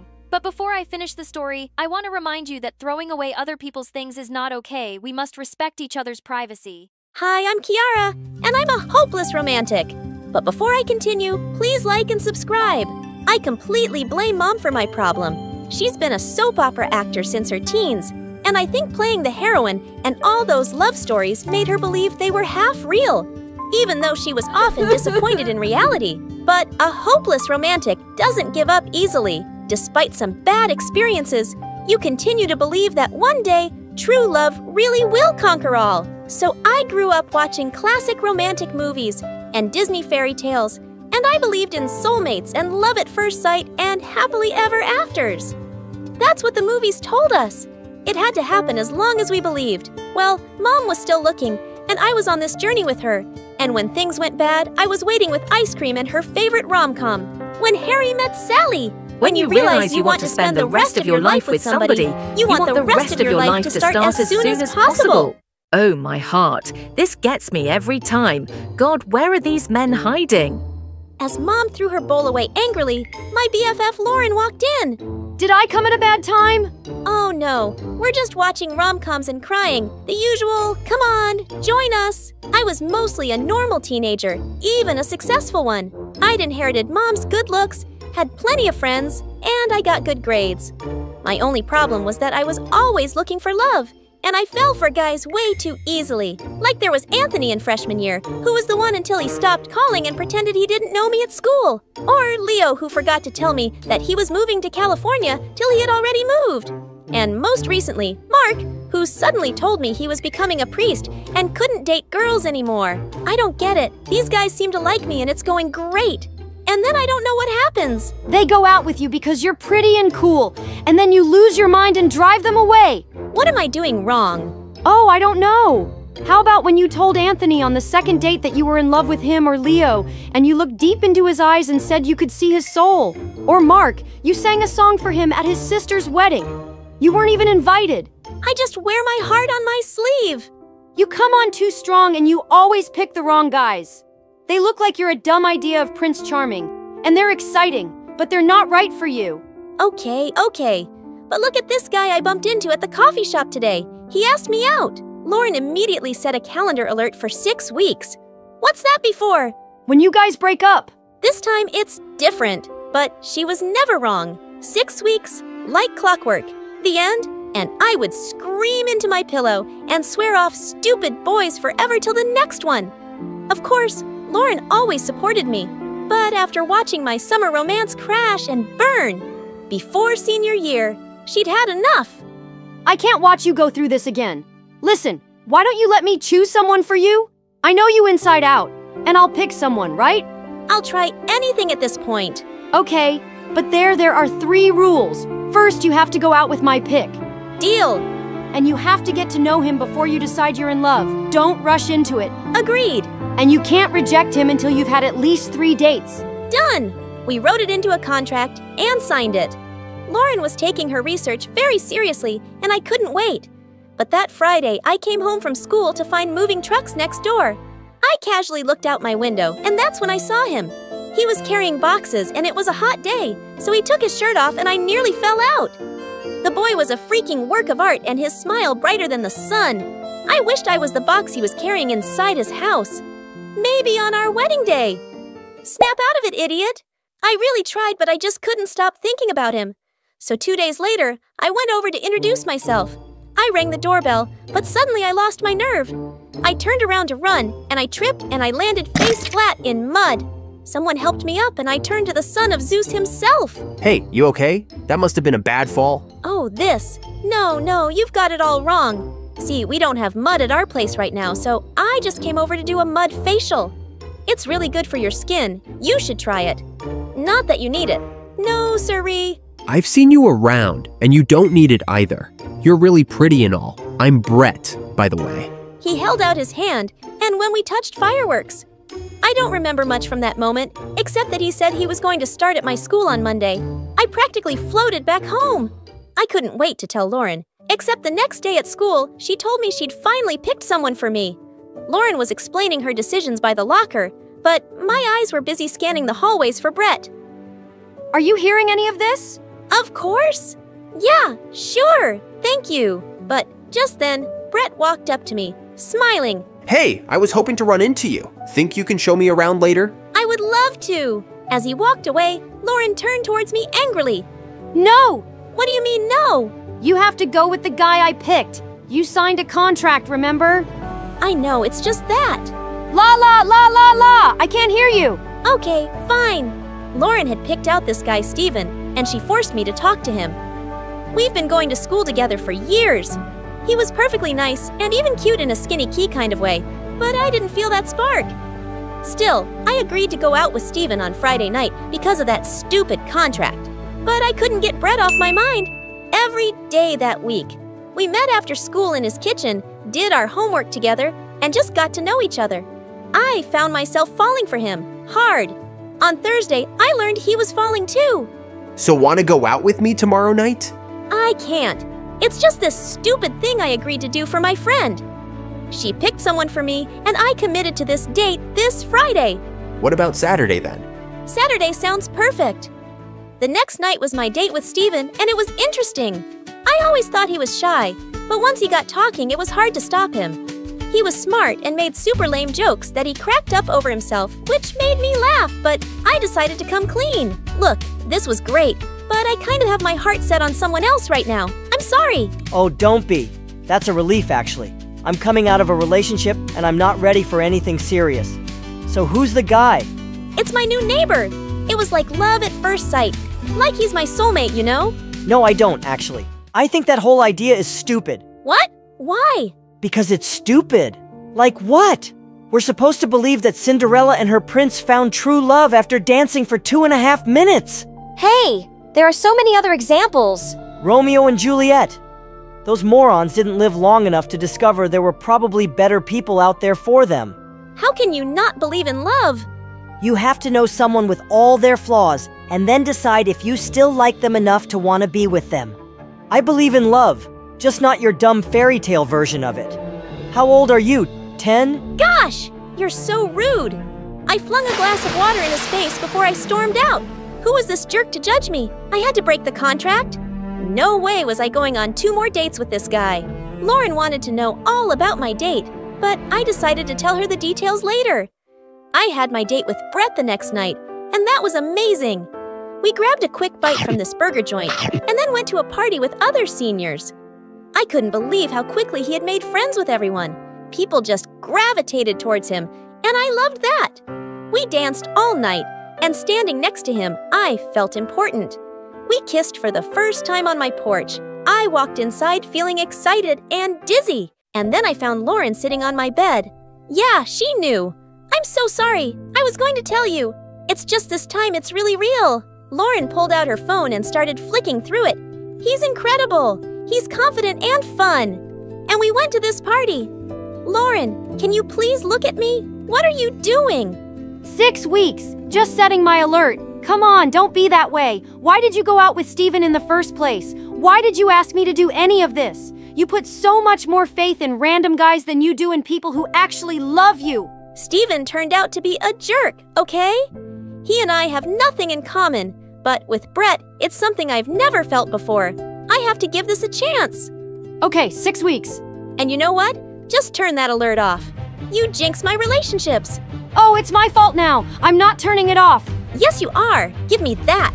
We both ended up wrestling like crazy over the phone, but as I pulled at it, it suddenly went flying and smashed into the wall. I tried to apologize, but Lauren just stormed off. I'd never really had a falling out with her and it didn't feel good, but if she couldn't support me being with Brett, then I wasn't talking to her. Brett and I were inseparable, and every weekend we went to some new exciting place or party. I never felt so happy. Maybe I was finally done with all the dates and all the boys. But after a perfect month, things slowly started changing. Brett seemed a bit distant. He didn't want to go out on dates or parties so often now. When I asked him about it, he said he missed hanging out with his friends and wanted to spend more time with them. But I had this nagging feeling, and I'm not proud of this. But I followed him from his house to the other end of town, watched him walk into a house party, then watched him kiss another girl. I stormed up to him and grabbed him by his shirt. What do you think you're doing? Kiara, you followed me? You're cheating on me. Look, can we please not do this here? OMG, is this your crazy ex you were just telling me about? The one who has a whole journal for your future wedding? Girl, I saw the pictures and you're pathetic. My what? You went through my things and took pictures. I just found it under your pillow one day. What were you thinking? Planning our wedding. You even had pictures of what our kids would look like. Who does that? What I do in private is none of your business, and I never said anything to you. But it was about me, and it's just creepy, okay? And I guess it made me realize that you're way more into me than I am into you. And you weren't even man enough to break up with me. You just started seeing someone else. You know who does that? A stupid jerk. I pushed him so hard that he fell on his new girlfriend, and I ran out of the party in angry tears. As I waited for an Uber outside, someone gently took my hand. It was Steven. Oh, perfect. You were here to see everything. Go ahead, gloat. Laugh at me. I don't want to do that, Kiara. He's a jerk. This is not your fault. No, but it is because I'm so in love with the idea of being in love that I ignore the signs. I've seen him flirting with other girls, and I know he's full of himself, but I just felt so lucky that he chose me. That is pathetic, isn't it? What can I do to make you feel better? Can I take you home? Could you take me to Lauren's? I found Lauren in her room, and I just burst into tears. She immediately put her arms around me like she'd done every time in the past. You have to see how valuable you really are. You give too much of yourself to people who don't deserve it. What I don't deserve is a friend like you. But you're stuck with me anyway. Lauren stuck with me in the weeks that followed, and she wouldn't let Brett come near me in school when he tried to apologize, but Brett was persistent. Finally, I agreed to meet him on my porch, and for the first time, he didn't seem so confident. I made a terrible mistake, Kiara. I just got freaked out over nothing, and not being with you made me realize how I really feel about you. Please, give me another chance. It would have been so easy to just fall into his arms. No, I'm too valuable to give you any more of my time. It's over. We're over.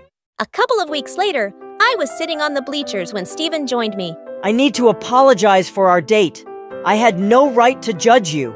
Yeah, you didn't, but you weren't wrong. And for the record, I was enjoying our date till I got mad at you. I was enjoying our date too, till you told me you liked someone else. I lied about my breakup just so I sounded like I wasn't interested either. But actually, I've kind of had a crush on you for years. I was really excited when Lauren set us up.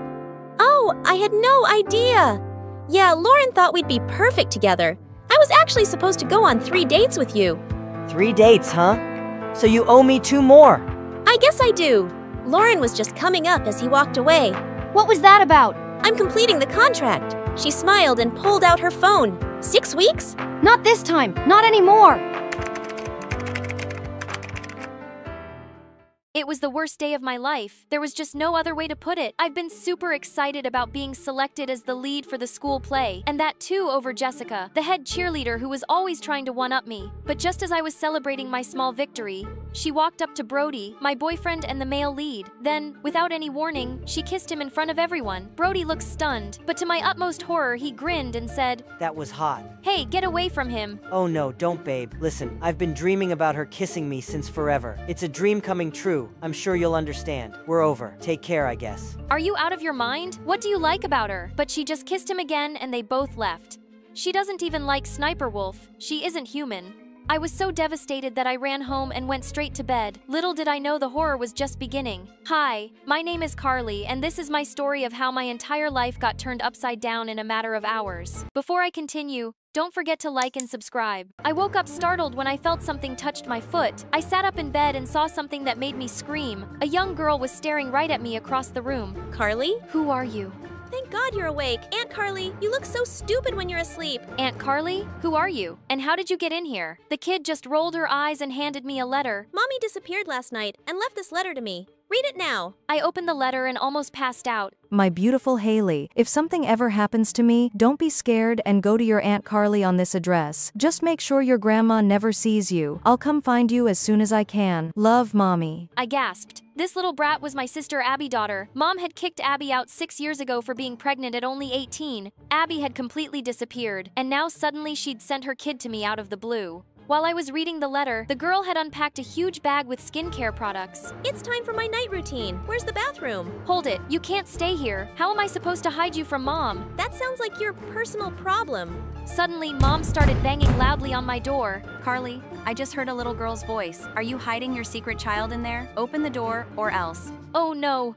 I shoved Haley inside my closet and threw all her bags under my bed just as the door flew open, and Mom barged in looking like a bull ready to attack. What took you so long to open the door? Where's your kid? Don't be crazy, Mom. Why would I have a kid? I don't remember getting pregnant for 9 freaking months. I don't even have a boyfriend. That's what your sister said too, but look what she did. But I'm not Abby, Mom. I have my eyes on you, young lady. As soon as Mom left the room, Haley stepped out of my closet looking really annoyed. Your mom sounds like a pain in the butt. I don't know what to do with you. Could you just go to sleep now so I can have my peace? I'll get you a mattress. She laughed and jumped onto the bed. Don't be crazy. That's child abuse. Before I could protest, she had snuggled under the covers and gone to sleep. I considered putting her out with the trash, but as she lay there peacefully, I realized that she looked so much like her mom. It just really made me miss my sister. Okay, fine. I'll give you a week before I have to figure out how to deal with the situation. The next day, I woke up to Haley jumping on the bed. It's all done. Auntie Dumbo. What is this? Your homework? I redid everything because all your answers were wrong. She pushed my notebook into my hands and I almost passed out. She'd erased all my work and it was due today. I didn't have time to correct it.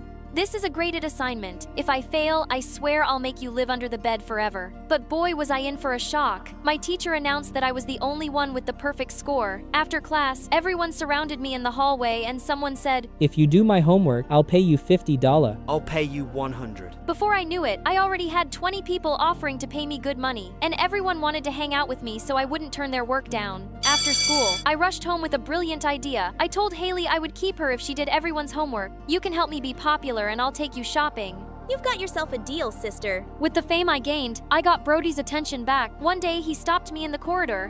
What do you want now, Brody? Carly, I'm so sorry. I was so stupid and I never should have broken up with someone as smart and pretty as you. You're right about that. I just need your help to pass this one class. Please tell me you'll help me, or I'll think you haven't forgiven me. Okay, fine, I'll do it. Thanks, babe. This means the world to me. I took his assignment and gave it to Haley. She took one look and said, Brody, is this the boy you've been crying over in your diary with such a jerk to you? You read my diary. Just mind your own business and stay out of adult things that you don't understand and make sure you do this assignment really well. A few days later, I woke up and found Haley sleeping at my desk next to the pile of assignments she'd been working on. I noticed a small piece of paper next to her. It was a little sketch of Haley and Abby outside a cute little home she'd written. I love you, Mom. Suddenly, I felt terribly sorry for her, so I decided to enroll her in my school. I marched her straight into the principal's office and dumped my calculus assignment on the table. My niece here did this. She's brilliant. You have to enroll her. You can test her. The principal rolled her eyes and wrote a question on a piece of paper and pushed it towards Haley. Fine, solve this, baby genius. In under a minute, she solved it and pushed the paper back. Easy peasy lemon squeezy. The principal looked at it with her mouth open. She immediately year-old Haley in the 6th grade on a scholarship for gifted kids. I felt like the world's best on. As soon as we left the office, I bumped into someone. I looked up to see that it was Brody with Jessica right behind him. What did you do?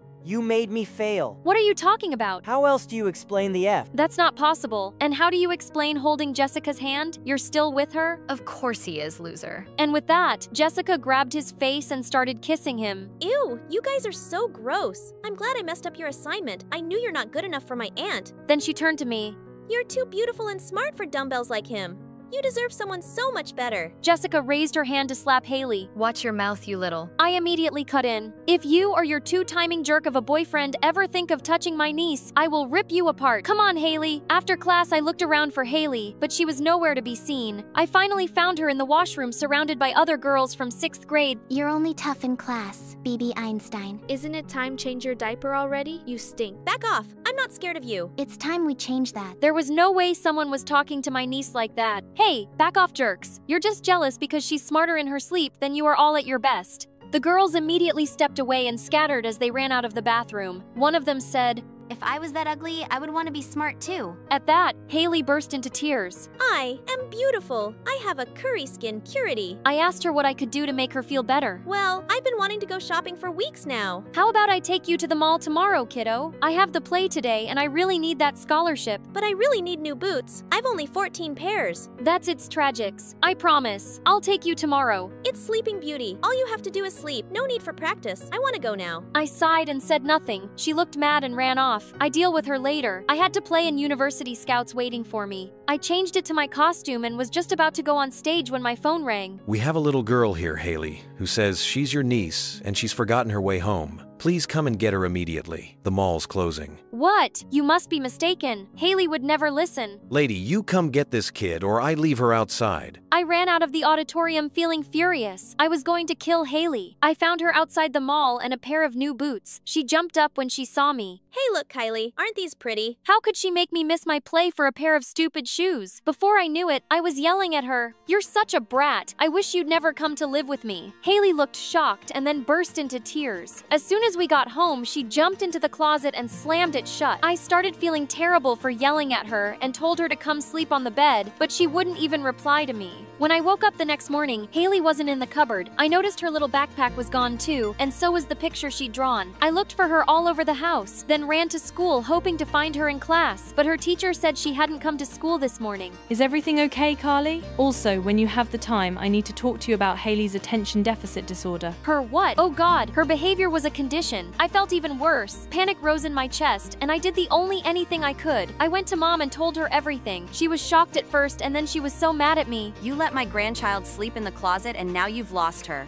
How could you be so careless? Don't blame me. It's your fault my sister doesn't trust you with her kid and I'm only 15. This is not the time for your nonsense. Where do we look for her now? Just then Haley drawing came to my mind and I thought that Haley might be at my sister. We got there and I ran inside and sure enough this was Abby's house. I started to look around and found Haley in bed fast asleep while hugging Abby's frame picture. Mom and I ran and hugged her and Mom whispered into her ear, "I'm sorry, kiddo. I'm so sorry. I don't know where your mommy is, but I promise I'll look after you till then." Somewhere along the evening, we fell asleep next to Haley. The next morning, I woke up to find Abby sitting on the bed and smiling at us. Abby? Abby? Mommy! Haley ran and hugged her while she groaned a bit. Easy there, kiddo. Mom was all tears. She kept hugging Abby and Haley and crying and see how sorry she was. But where were you, Abby? What's wrong? Finally, she told me where she'd been for the last month. Apparently, she'd passed out at work and had to be taken to the hospital. She'd been unwell for a while and had left the note with my address for Abby, as a precaution in case she got worse. Lucky you did, but now it's time to come back home. You need someone to take care of you. And now that I've seen her, I want my granddaughter in my life. Looks like no one can resist your cuteness. Oh, thank goodness. Aunt Carly finally said something smart.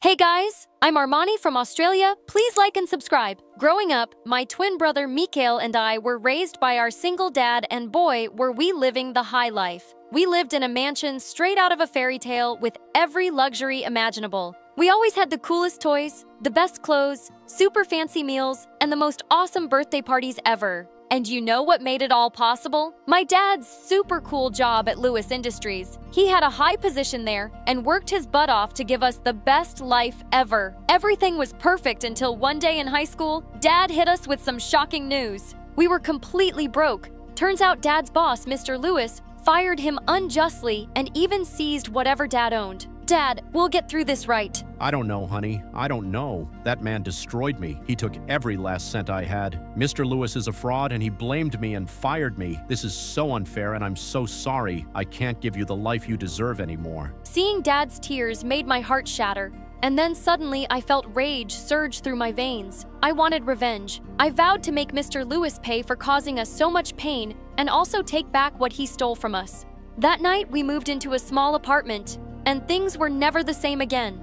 The next day, news of Dad's misfortune spread far and wide, and everyone now looked at us with pity. Aren't you that millionaire's daughter? Oh, poor you, going through so much here. The bread and eggs are on us. You don't need to pay, sweetheart. I totally hated how everyone was pitying us, and Mikhail felt the same way. He was determined to start some business to help Dad with the bills. Then something mind-blowing happened. He got offered a scholarship to the swankiest school ever, where he'd applied before Dad got fired, but now Mikhail was unsure about it. You're not sure Mikhail studying at this school could open up doors for you in the future? For all of us? Yeah, but Dad needs me right now. We have our business planned out, and I'm just taking a year off from studying. Besides, I found out that Mr. Lewis's son Peter is also in that school. I don't want to be there. Seriously, the son of that cheater who drained us dry. This could actually be the perfect opportunity to get revenge. Come on, Armani. Revenge is never the solution. Karma will handle Mr. Lewis. We need to focus on getting our life back on track. Was he serious? There was no way I was going to pass up this chance to make Mr. Lewis pay. I came up with an idea. Join the school in Mikhail's place. At first, he was totally against it, but I lied about how much I wanted to study in a great school, and this was the only opportunity I'd have since Dad had no money. Aren't you forgetting one tiny detail? It's an all-boys school. No sweat, Mikhail. I'll just pretend to be a dude. Teach me the way of the bros, please. And then mission dudification began. First up, Mikhail taught me bro vocabulary. Every sentence should have dude or bro or man. Then he taught me the bro walk, which was kind of funny to be honest. Then came the fist bumps, and at last, the dude dress code. After a week of training and a wig, I transformed into Mikhail from Armani, and I was so ready for this school and meeting this eater.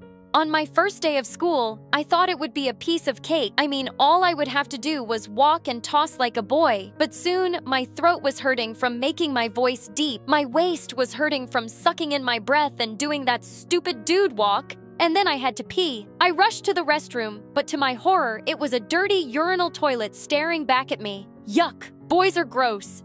I was searching the school for a better bathroom when suddenly I heard some yelling. I followed the voices to see what was happening, and I spotted a guy on the bleachers getting picked on by some meanies. Hey man, I don't want any trouble. Look, I've got a Snickers bar. How about we all share it and share our feelings? We could start with you, Josh. You can talk about your anger issues. This is a safe space. Are you for real, you dumb loser? Sticks and stones may break my bones, but words will never hurt me. You want to test that theory? You're a good-for-nothing idiot with a bad haircut, and the only girl who will ever love you is your granny. Oh god. Ouch. That hurts so bad you might as well just have punched me in the stomach. I can do that. Stop that, dude. Leave him alone, man. Or else what, newbie? I'm gonna show the principal this video of you bullying a student. Yup, I got it all here, bro. Josh glared at me and gestured to the other guys, and they all left. Thank you for standing up to Josh, but I had it under control. Yeah, I could see that, man. I'm Peter Lewis. What's your name? Wait, as in Mr. Lewis's son, Peter Lewis? Or Mikhail, bro? Or Mikhail, bro? What an interesting name. No, just Mikhail. I gotta go pee. I have to find a clean bathroom. Say no more and follow me. Peter led me to the teacher's bathroom, which was as clean as a whistle. Throughout the day, Peter and I ended up hanging out together. And as we got talking during recess, yes, I realized Peter was a sweet and simple guy. The day seemed to be going well until we had swimming class. All right, boys. Time to change it to your swim trunk so we can dive right in. What the fudge? I had to come up with a good excuse to skip the lesson. Hey, you? Yes, you. Come on, get changed. I'm allergic to water. I was diagnosed with aquagenic urticaria. Yeah, it's been pretty hard for me. Fortunately, everyone bought the lie. Well, everyone except Josh, who sneaked up behind me after swim class. Aquagenic urticaria. Really? I'll do my research and we'll know if you're really allergic to water or you're just a weirdo who likes to be the center of attention everywhere. You've got the rest of your life to be as dull as you wish. Why not take today off and do something better with your life? Everyone roared with laughter as Josh fumed and stormed off angrily. Hey, would you like to hang out over the weekend at my place? My dad's away on a business trip and I have no close friends. Well, now you have me, bro. Peter shared his number and address with me. This was perfect. I knew from Dad that Mr. Lewis had a home office, and if I could sneak in, maybe I could find some evidence and prove Mr. Lewis was the fraud Dad said he was.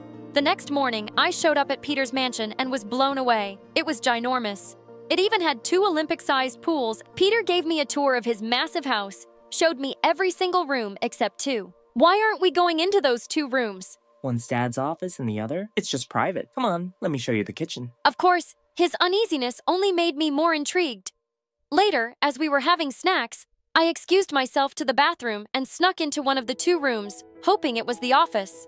But just as I was about to open the door, someone grabbed my shoulder. Miko, the bathroom's the other way. Why are you here? I just got lost. I was terrible at lying, but Peter believed me instantly. Oh, no problem. Well, since you're here already, I want to show you something that I've never shown anyone. Also, because I've never had a friend over before. He then pulled out a mysterious box from under the dusty bed. Things haven't been the same since Mom left us. She was my favorite person and my best friend. Dad thought putting all her stuff in this room would make us forget, but it's the opposite. It's been really tough, Miko. Seeing Peter vulnerable made my heart go out to him. Now you have me. I'll always be here for you. Thanks, bro. When I got home, I kept thinking about my revenge plan. No matter what, I didn't want to hurt Peter. He was really growing on me, but I had to stand up for my dad too.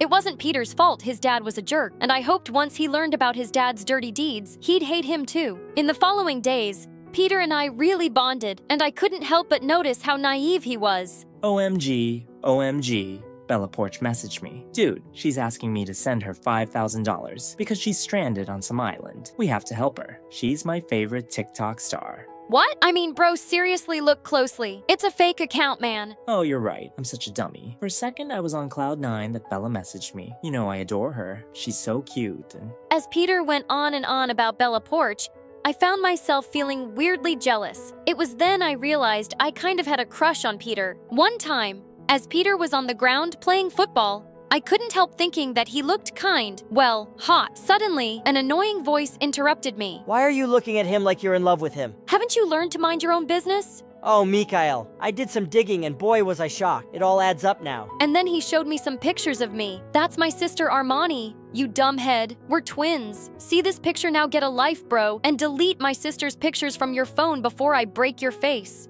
That was close. But then during recess, Josh joined us and placed a whole box of Snickers in front of Peter. Hey bro, I wanted to talk to you. I've been in therapy and I've realized you were right. I needed to deal with my anger issues, and I really need to apologize for the way I've behaved with you. I'm trying to change, and I'm really sorry. Yeah, right, but Peter totally fell for it. Oh, thanks, Josh. That means a lot, and I only wish you well, forgiven and forgotten. Oh, by the way, I'm throwing a party this weekend to showcase some of my new artwork. You guys should come. A party was the perfect opportunity. Opportunity to break into Mr. Lewis's office because Peter would be busy. I just had to keep an eye out for this, Josh. And once I had the evidence, I'd come out with the whole truth to Peter.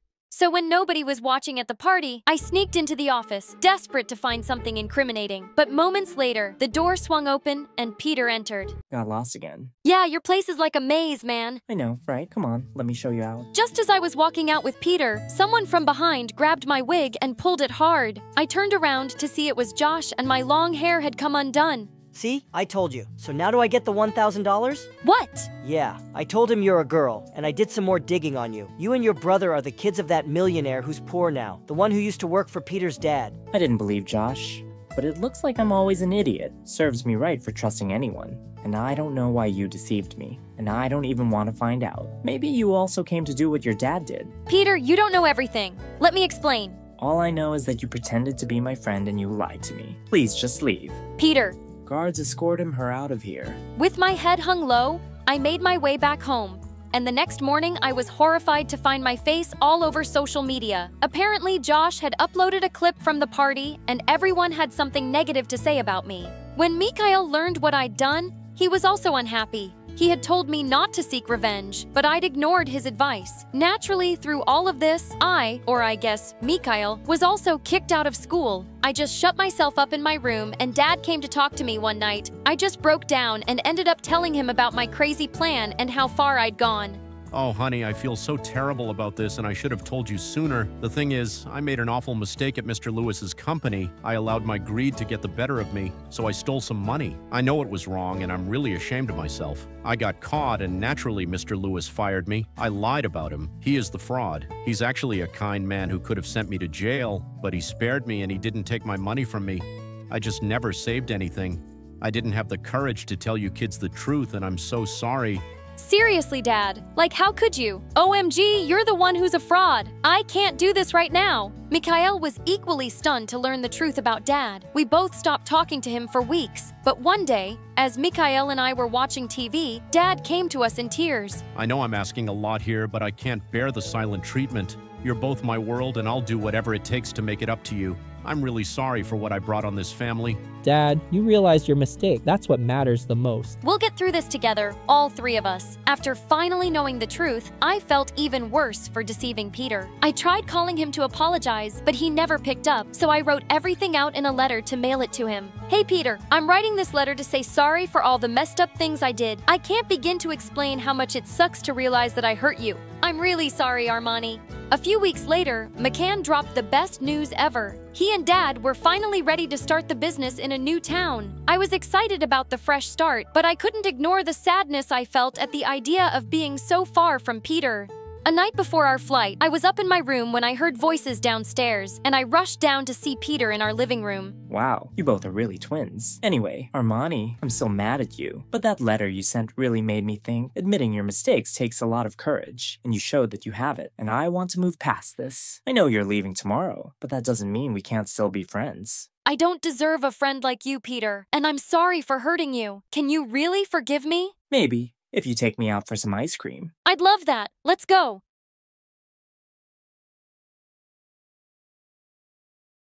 Hi all! My name is Gabby Lee. I live in Philadelphia, and I wouldn't be what most people would call cool. I'm a straight A student, A+ if I can get 'em. I play in a band, the clarinet in my school's band. That is the only time I go to any sports games, and I don't go to parties. But my one great dream is to be a world-class chemist. I couldn't be happier, but would you believe, for one night, it all changed. I rebelled against my father, almost got my friends kidnapped, and had a run-in with the police. It was probably the best night of my life. It all started with Millie Cancun, my one vice, the biggest pop star sensation in the world.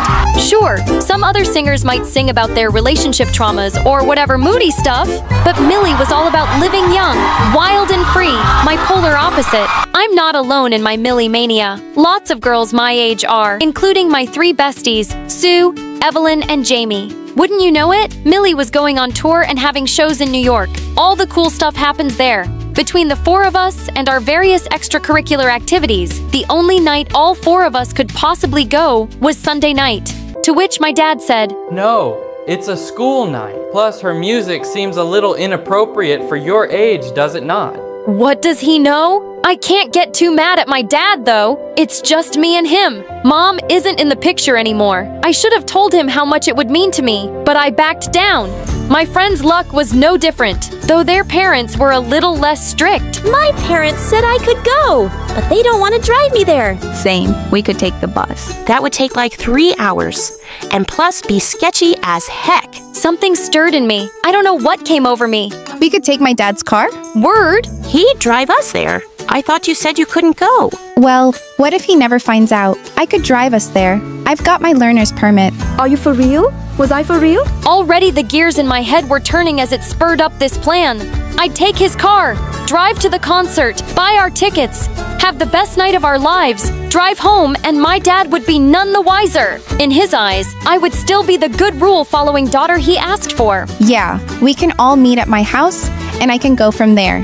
Whoa! When did you get so cool all of a sudden? Yeah, I was cool. This was my chance. My plan was foolproof. I started laying the groundwork, making a subtle suggestion to my dad. I think we should have spaghetti night on Sunday. Okay. The seed had been planted, and on Sunday, fruit had come to bear. For you see, dear viewer, pasta will always knock my dad out. Good thing, too, because he definitely would have been woken up by the sound of Jamie banging on the door. Yo! Gabby! You in there? Shh. I'm sneaking out, remember? I'll be right there. I just gotta grab but the keys to Dad's car weren't there.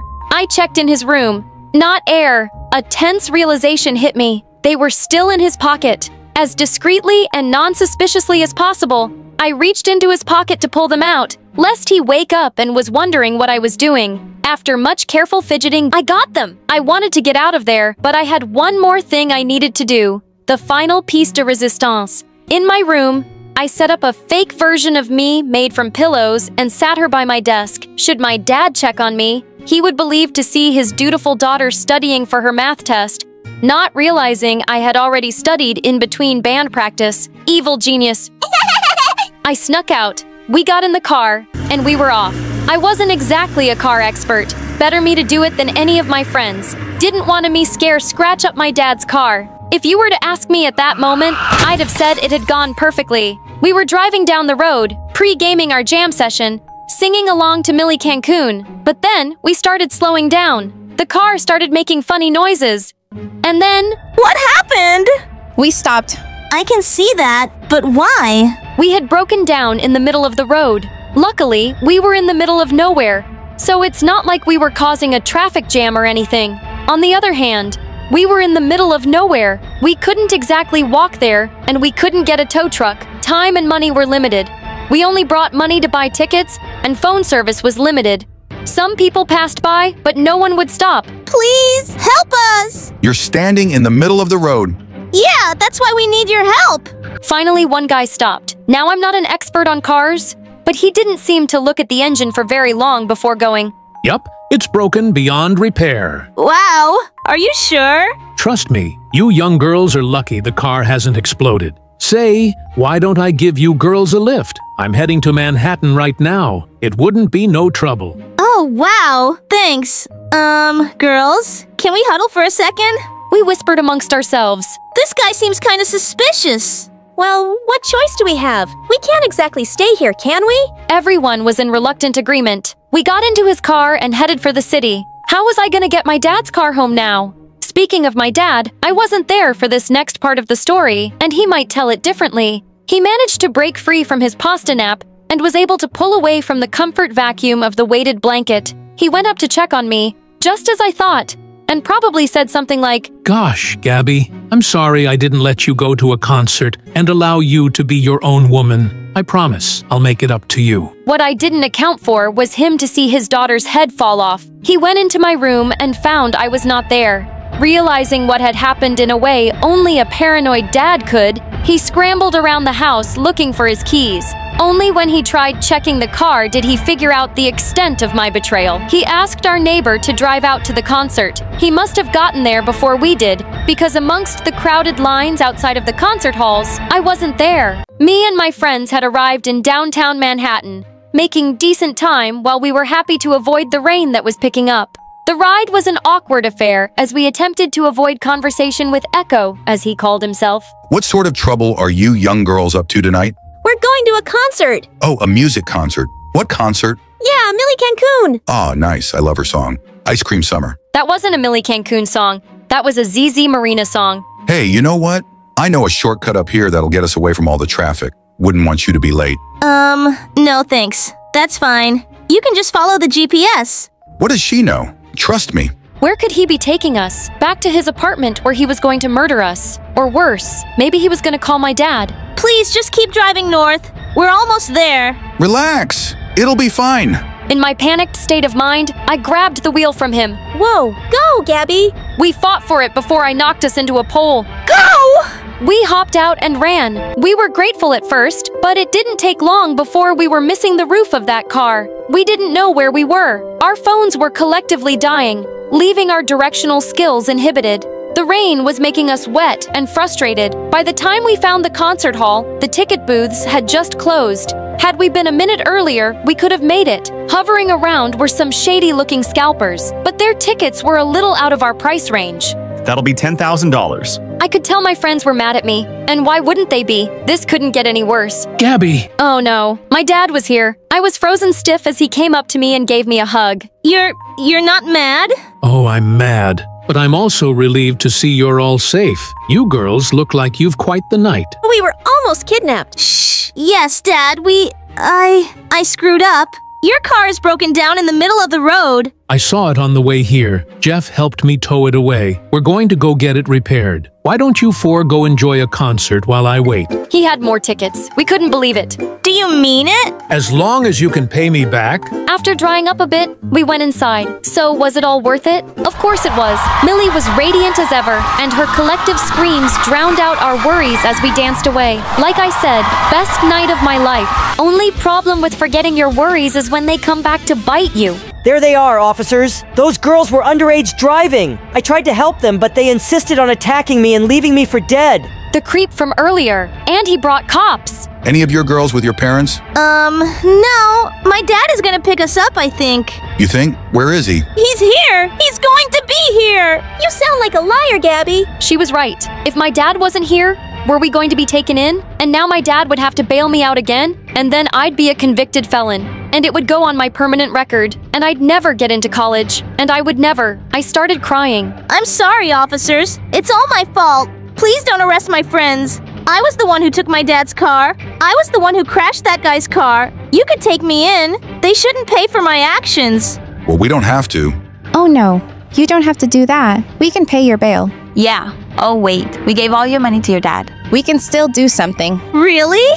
Thanks you guys. You're the greatest. Is there a problem here? Are you any of these girls' father? That's right.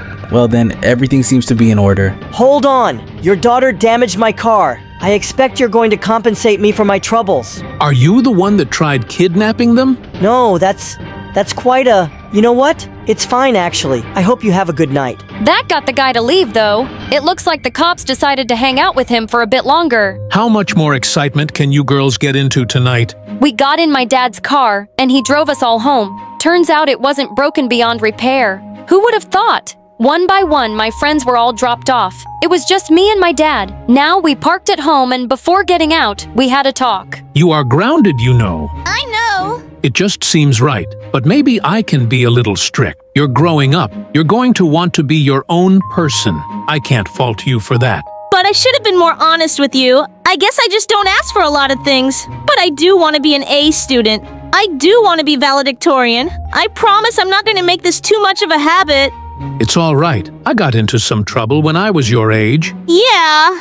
Of course, maybe more. Like what? Well, we don't have to get into it just yet. It's embarrassing. Oh, come on. That's not fair. Well, perhaps. Perhaps I haven't been forthcoming with you on this concert. Maybe I've got some personal biases in the way. What do you mean? You see, I used to date Millie Cancun's mom. What? It wasn't that big of a thing, but I've kept in touch with her a bit over the years. Millie Cancun is my sister? What? No! Where did you get that idea? But that does mean you could get me to meet her. See, this is what I was afraid of. But what happened next, I should save for later. What? I said it was the best night of my life. That doesn't mean it was the best night of my life ever. Hi, my name is Hope. Please like and subscribe. That winter when I was in 5th grade, the world turned all white with snow. Our classroom was cozy, but one day, the principal brought in a new girl named Maya. She seemed shy and wore old clothes. Our teacher, Ms. Albert, asked us to welcome her, but most of us stayed quiet. Maya sat next to me, smiled, but I moved away. My best friends were Kendra and Sophie. We whispered secrets and giggled together. Maya tried to join us once with her toys, but we said no. As days passed, we whispered and laughed about Maya's old clothes and strange toys. We didn't want to play with her. As spring arrived, Maya wore a pretty dress, but it looked like someone else's. We called her Never Knew and laughed again. One day, she jumped rope alone, not looking at us. This time, she didn't ask us if we wanted to play with her. She jumped and jumped and jumped until we went back inside. Then one day, Maya didn't come to school. In class that morning, we talked about kindness. Ms. Albert placed a big bowl on her dad and filled it with water. We all gathered around and watched her drop a small stone into it. Tiny waves spread out from the stone. This is what kindness is like. Every little act we do sends ripples into the world. Then, Miss Albert let each of us drop a stone in while sharing our kind deeds. Joseph had helped his grandmother Kendra change her baby brother's diaper, and even Andrew the bully had done something nice by carrying the teacher's books upstairs. I stood there, holding Ms. Albert's rock, but I couldn't think of anything to share. I passed the stone on. Maya didn't come to school the next day or the day after that. Every morning, I walked to school slowly, hoping today would be the day. Maya returned and smiled at me. I promised myself this would be the day I smiled back. Each kindness, Mrs. Albert had said, makes the whole world a little bit better. But Maya never came back to school. Ms. Albert told us she had to move away. I walked home alone, thinking of the smiles I never shared, the kindness I never gave. I threw stones into the pond, watching the ripples. It was like the chances of being kind to Maya were gone forever. That day, as I walked home alone from school, I noticed a boy standing on the corner, looking lost and confused. Hey, are you okay? I think I'm lost. I can't find my way home. I thought about what Miss Albert had taught us about kindness, so I decided to help. You know what? You can come with me to my house and we'll figure it out from there. Thank you so much. I really appreciate it. He followed me, and as we walked, we started chatting. I'm Hope, by the way. I'm Jake. Nice to meet you. Hope. He looked poor, and I thought my wealthy family would be thrilled to help someone in need. Well, not exactly. Jake and I entered the house while my parents were in the middle of. They stopped immediately when they saw us. Hope, who is this? So remember when I said I wanted to start being kind? Well, I found this boy who seemed lost, and I thought we could help him find his way home. Are you out of your mind? What if he's a serial killer or someone dangerous? He's 12, Mom. And since you're overreacting, I'll take him to my room. Come on, Jake. Let's go. I took his hand and led him upstairs to my bedroom. Mom was such a narcissist. Even though I was young, I could see right through her. Like this one time when I was 6, I was excited for Take You Child to Work Day. I thought Mom would show me off at her big office. But nope, she was too busy, shining like a star with her work friends. I tried to keep up with her, but she didn't even look at me. It was like I was invisible. Then at lunch, while I was alone, munching on a cheese sandwich, I overheard her. Her boss said she was great at her job, and she told him kids would just get in my way. Ouch, that stung. I was sitting right there, and she acted like I didn't exist. It hit me hard to Mom. Her job was everything. And me, I just didn't fit into her perfect picture, and from that day on, I didn't look at her the same way. If she wasn't gonna my mom, I wasn't gonna treat her like one. But in my bedroom, Jake had a point. Not to be rude, but aren't you being a bit mean to your mom even though you're trying to be kinder? Well, zip it or I'll beat you in the next game. Now pass me the PlayStation controller. Game on. Just like that, Jake and I hit it off. He was new in town and didn't have much. That's why he was lost that day. Mom didn't like us hanging out, but I didn't let that bother me. Life was more fun with Jake, and I felt like I was really becoming nicer. A few weeks later, I asked Dad if Jake could join my private school. Dad always called me his little prince and would do anything for me, so he said yes. Well, my best friends Kendra and Sophie hadn't changed one bit. They were still pretty mean. I kept Jake a secret from them for the last few months. Jake and I agreed to act like strangers at school until I figured things out and felt brave enough to be his friend openly. The day Jake started at school, Kendra and Sophie surprised me. Look at that hottie over there. He looks poor, but God, I'd pay him to be my boyfriend. Yeah, let's pay him together. We can share him. So when Maya joined us last year, we didn't want to hang out with her because she didn't have much money. But now you're all excited about a guy just because he's good looking. Oh my God, why are you so obsessed with this Maya girl? Listen, Sophie, let's hire some private investigator to find this Maya for our friend, and she can just shut up about it. You're hilarious, but seriously, just leave Jake out of your games. Wait, how do you know his name? I overheard a teacher say it, but really, just leave him be. You know, Hope, since you're so insistent now, I really want to talk to him. Let's go! Sophie! Great! Just what I needed. They went to him and said, Hey there, Jake, you're new here, right? Yeah, we thought you looked into. Interesting. Want to hang out with us? Jake seemed to be taken aback, but agreed to chat with them. For the next few days, Kendra and Sophie became interested in Jake. They wanted him to be their friend, but they had a different plan in mind. They offered him money to run errands and do things for them. I tried to warn Jake that he was worth more than being used like that, but he didn't listen. He said, If you want me to stop helping them, you'll have to tell them that we're friends. I didn't know what to say to that. I wasn't ready to ruin my image by having a poor friend. Especially because Kendra and Sophie wouldn't stop laughing at me. Yeah, that's what I thought. With those words, Jake distanced himself from me, and grew closer to Kendra and Sophie. They started giving him more money, and he became somewhat distant. I missed my friend. Then one day, I saw Jake holding their coats and acting like a servant. I'd had enough. I approached him and dragged him aside. Why are you acting like this? Don't you have any dignity? You want money? Fine, I'll give you money. Just stop hanging out with them. Well, I don't mind helping the prettiest and most popular girls in school. Everyone now respects me and thinks I'm cool. And also, I don't know why, but you act like you're better than them. Well, I am. You'd rather see them treating me like this than standing up for your friend, because you're too ashamed to have someone like me as a friend. How does that make you better than them? At least they're nice to their parents, while you're rude to your mom and take advantage of your sweet dad. You never show him any love. Tears welled up in my eyes, but I couldn't speak, so I just stormed off. To make things worse that night, my mom came to my room and said, "Hey Hope, I wanted to let you know that I've decided to divorce your dad. I've packed my things and I'm leaving in the morning. I came to ask if you wanted to come and live with me, although I already know what you'll say." Yeah, since you already know, please leave and close the door behind you. Mom left, and I buried my head in the pillow, letting out a frustrated scream. But I refused to let my tears fall. I took a deep breath and decided I was gonna take matters into my own hands tomorrow. I was gonna teach all these jerks a lesson. The moment I saw Jake the next morning, I said, "I'm gonna ask my dad to stop paying for your school if you don't stop hanging out with Kendra and Sophie. How about that?" Yeah, cool. I'll ask Kendra and Sophie to help. They please go away. I have some things to do. Yeah, like licking Kendra's shoes, for example. Suddenly, Jake looked at me with angry eyes and a stern expression. He held my shoulders and pushed me back slightly. Listen, Hope, you need to understand that you're acting like a bully, even if you don't see it.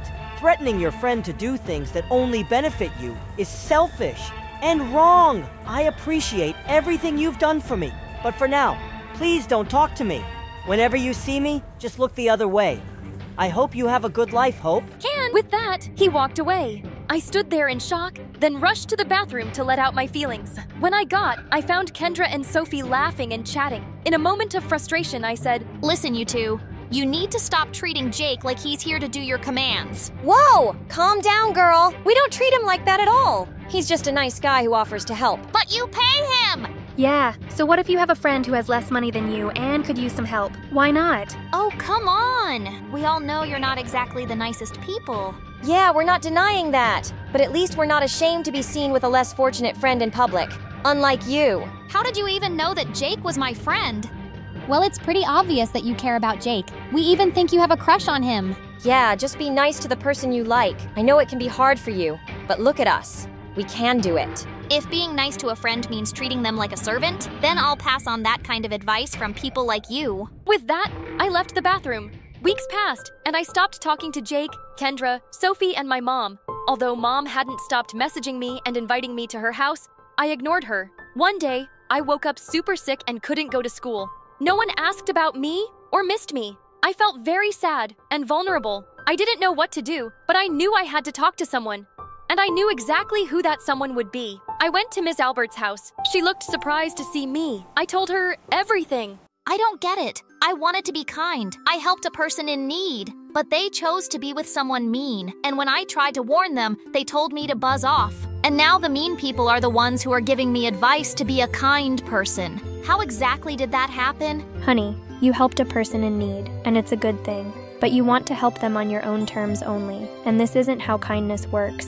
Sometimes you have to go out of your way to help others. True. It basically implied that I was ashamed of Jake, and now he chose to be with some mean girls. Remember that there's goodness in everyone, even if you think they aren't nice. We're human beings. We have goodness and evilness, and the best of us are the ones who can control their evilness when it's most called for. I hugged Ms. Albert tightly and left. The next morning, I entered the classroom and excused my teacher to say something. I just want to say I'm sorry to Jake. He's a good guy, and I'm honored to be his friend. The whole class fell silent, surprised by my confession. Jake smiled warmly at me, and I could see the relief in his eyes. Your mom's been texting me and asking me about you. She doesn't know we weren't talking, obviously. Want to go to her place after school? I'd love to go with you. Hello, my name is Jordan, and I'm from New Jersey. Don't forget to like and subscribe. Growing up, I was a quiet girl, and always found it hard to make friends. Like this one time when I was in kindergarten, I was just sitting by myself playing with doll, and out of nowhere, this one girl by the name of Layla came over. Why do you always sit by yourself? Because I like to. Well, you're weird. And that's my doll. No, it's not. The teacher said I could have it. Oh, yeah. Saying that Layla just punched down on the doll. When the teacher saw us, she scolded Layla and complained to her mother too. And ever since, Layla had been nothing but mean to me. When I turned 7, my mom met my stepdad, and he had a daughter who was 3 years older than me, Esther. They moved in with us, and at first I thought Esther and I would never get along because she was so messy, and that I was a bit of a clean freak. But then she turned out to be really cool. Like this one time when I was in the 4th grade, and Layla pushed me as I was walking. But thank God, Esther caught me right in time. I am so gonna get that witch. Leave her, she's a brat. Moments later, I heard shouts and saw that Esther had tripped Layla and her minions with a rope. Oh my gosh! Esther, where did you get this rope from? From the gym room. I planned on taking it home. It'll make a great skipping rope. I forgot to mention brave. Esther could do it all. She loved having fun all the time, and she helped me face my social fears. Esther, you're the best. I so want to be like you. You're not afraid of anything. You should see her when I mention vacations. Vacation? Why? I am afraid of airplanes. I don't know why, but everything about them scares me. Ha ha ha. That's nothing, Esther. When I was in the 7th grade, and Mom took us to a park gathering our school held, all the kids got together playing fun games, but I was too shy. And then Esther pulled me from my comfort zone next to Mom. Come on, Jordan. You're missing out on all the fun. But what if they don't like me? You're wasting your time. She's been a sad, lonely girl all her life. Layla, nobody asked you. I decided to be brave. And boy, how much fun that was. We played on the water slide, climbing the longest rope and playing volleyball. It was the best time of my life. And then the parents called for a talent contest. Mom put my name in and I had no idea what to do. She said it was good practice to overcome my social anxiety, and to make matters worse, I was the first to go on stage. Go! You can totally do it! I was feeling so nervous because I didn't have any talent besides maybe humming a little. So I closed my eyes and just sang, blocking everyone out. When I was done, I opened my eyes. I was shocked to see people staring at me with pin-drop silence. OMG! Was I that bad? But when all the kids and their parents stood up and clapped for me, I couldn't believe it. It was the first time I actually felt confident. Oh my gosh, baby girl. I didn't know you could sing like that. Yeah, that was amazing. Esther! Well, she stood there stunned, as if she had seen a ghost. I was hoping she'd congratulate me, but she didn't. When it was Esther's turn, the moment she started singing, everybody covered their ears, but Esther kept singing without a worry in the world. She only stopped when the audience started to boo her. I feel like my ears will bleed. Someone get her off the stage. This is pure torture. Esther looked totally heartbroken and ran off. Don't worry about them. I think he sang pretty well. Yeah, right. Easy for you to say. Just leave me alone. Right then, Layla put her arm around Esther and she actually let her. Looks like your stepsister has stolen your spotlight. Esther didn't say anything and pushed past me. After that day, Esther and I kept growing further apart. She stopped talking to me, and whenever Mom and Dad would praise me for anything, Esther would roll her eyes and leave the room. Don't worry, sweetheart. She'll come around. I so wished she did. But things only got worse, especially when Esther started hanging out with none other than Layla. One night, I just had enough and wanted to talk to my sister, so I went to Esther's room and found the door ajar and saw that she was making a face call with Layla. How do you live with Jordan? She is such a Miss Perfect. She totally outshined you on purpose. She could have refused to participate, but she wanted to show how perfect she was, and you were not.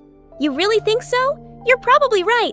She could have backed off, but she didn't. I can't believe she would do that to me. Oh, let's get back at her. No, I'm not sure about this. Shh, listen. I know just the thing. My mom threw some rotten eggs outside in the trash. I'm sure that'll make a nice hair pudding for Jordan. Then she'll go back to being the mouse she is. I hid before she could see me, and I just felt my heart break into a million pieces that Esther would listen to some witch and plot against me. The next day, I went to school early. When Esther got to school, she was fuming because she couldn't find me, and during recess, I stayed in the library. But then they found me and interrupted my Avatar World moment. Ah, here you are. I thought you bunked school today. Nope. Can I help you with anything? Yeah, but I need you to come with me. So you can throw eggs at me. Nah, I'm good. See, she thinks she's such a know-it-all. No wonder she has your dad wrapped around her finger. Stop filling her head with nonsense, Layla. Our parents love us both the same way. Ugh, I doubt that. Saying that, Esther stormed off and Layla followed her. After that day, Esther only got meaner towards me.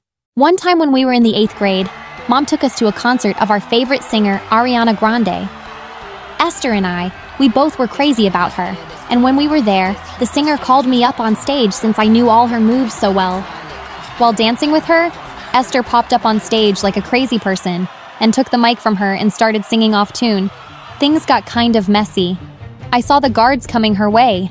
She was being silly, so I tried to take the mic. Suddenly, I lost my balance and ended up falling off the stage and blacked out. I don't know how long I was out, but I woke up in the hospital and I couldn't move my legs. Mom?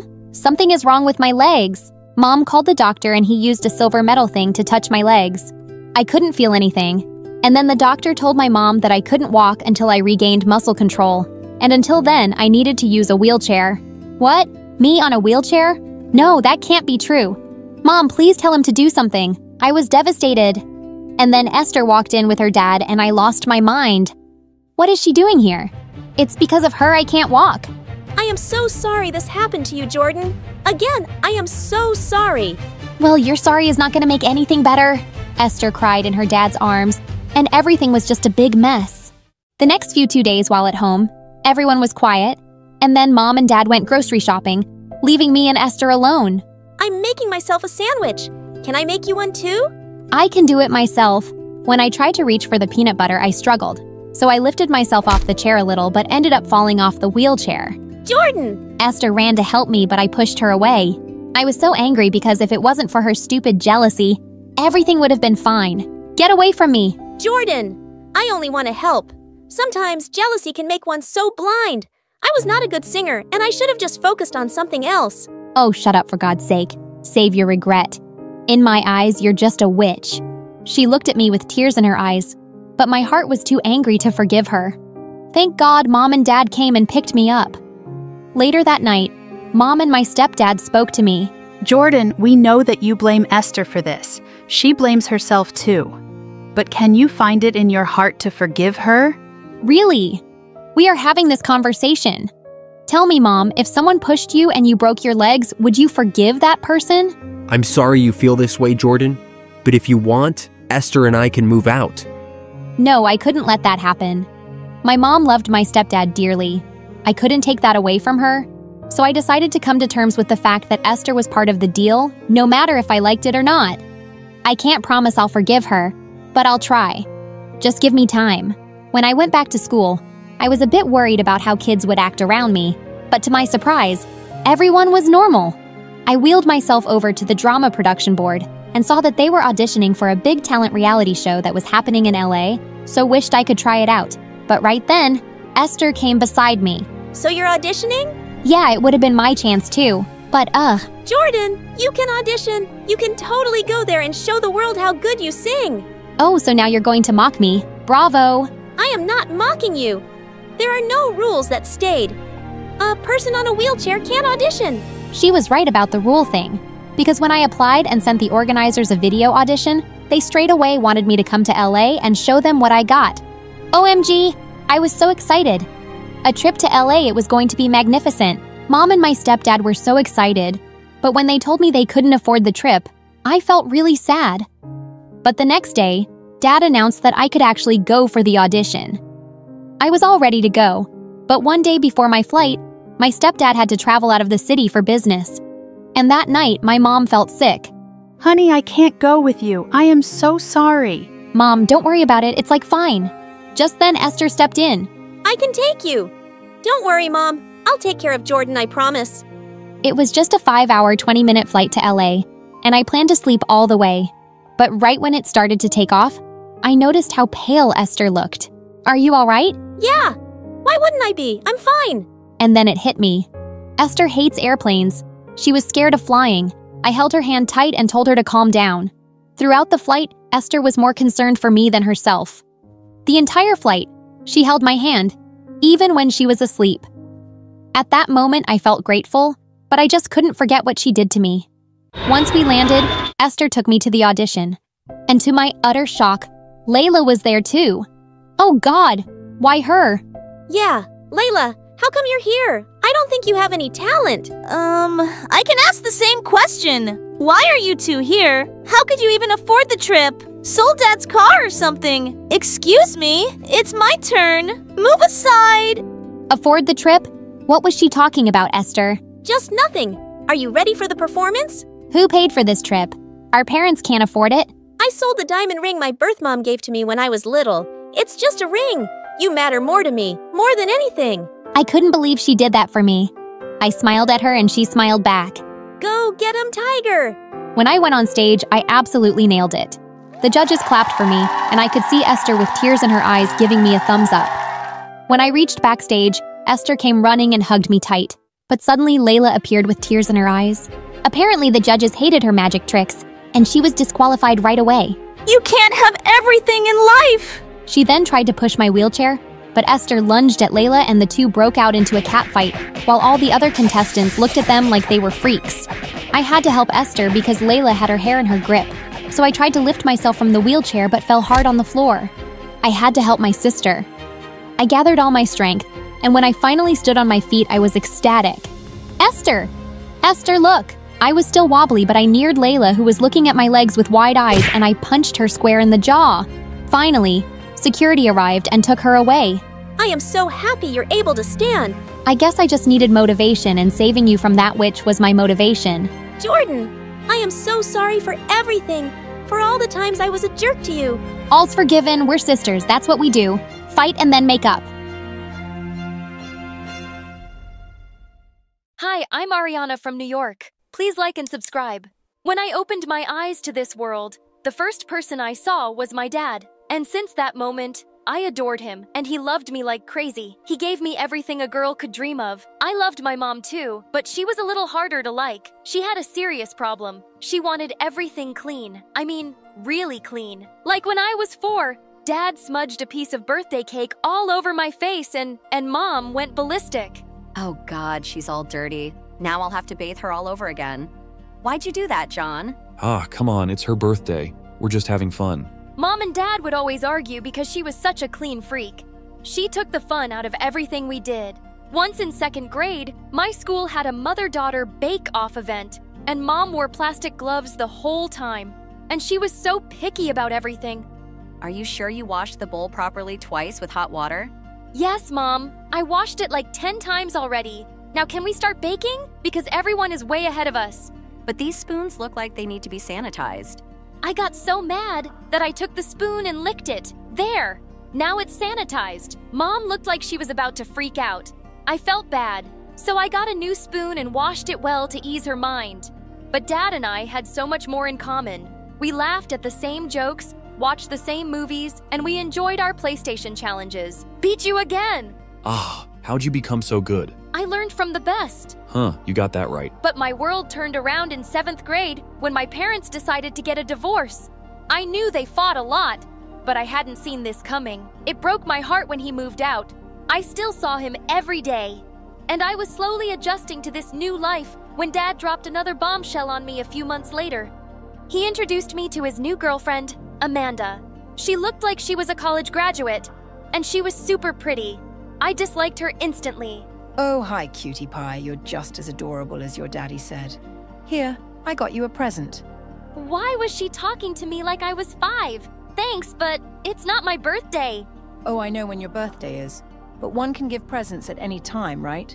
I reluctantly pulled out a t-shirt, which was cute, but I just shoved it back in the bag and dropped it on the ground. I don't think we have the same taste. You can return it. Ariana, you need to be nice to Amanda because she's being nice to you. And from that day, Amanda was like a pimple that wouldn't go away. Every time I visited Dad, she was there, trying to act like we were a happy family. She also kept smothering me with gifts and her fake love just so I would like her. But I hated her because she took my dad away from me. And even worse, Dad married her a year later. I was still struggling to deal with all of this. So I created a YouTube channel called Dads and Daughters. When I showed it to Dad, he loved it. And every day after school, he'd pick me up and we would create cool ideas together for the show. Once in 9th grade, Dad and I were at a restaurant, and when he went to the bathroom, his phone started buzzing. It was Amanda. You know he's at dinner with me. Can't you let us have some time alone? Ariana, please give the phone to your dad. I don't have to explain myself to you. And I don't have to give your message. I hung up and switched off Dad's phone. He didn't notice until the end of dinner that his phone was off, and when he switched it on, he looked shocked at his messages. Oh my god. Amanda fell down the stairs. She's been trying to get in touch with me for 2 hours. And when Amanda told him she'd spoken to me, he was furious. He'd never been angry at me before, and now he was practically shouting. You will apologize to her or I'll cancel our YouTube show. I mean it. I went up to their bedroom where Amanda was sitting up in bed. I'm sorry, Amanda, I guess. I was about to leave when she suddenly grabbed my wrist. You better listen to me clearly, Brett. I'm here to stay whether you like me or not. And if you keep behaving this way, you won't be welcome in our house anymore. It's my dad's house. And mine. Don't mess with me again, Ariana, if you know what's good for you. Just then, Dad walked in, and she was all smiles. She was more evil than I thought. She would definitely try to push me out of Dad's life. And just a few days later, Dad told me that he and Amanda had some big news. You're gonna be a big sister soon, Ariana. A big sister to what? Your dad and I are having a baby. Isn't that great? Did they expect me to be happy? All I felt was anger and heartbreak, but I managed a small smile. Congratulations. And soon after, when the baby was born, Dad looked at her the same way he looked at me and called her his little princess. That's what he used to call me. He was too busy being a new dad to shoot more episodes for our channel, and I decided I needed to stay away from him and his family. Amanda had won. Maybe Mom noticed that I was really downcast because one day after dinner, she said the two of us should go out for ice cream. I could see she was trying to connect, and I agreed.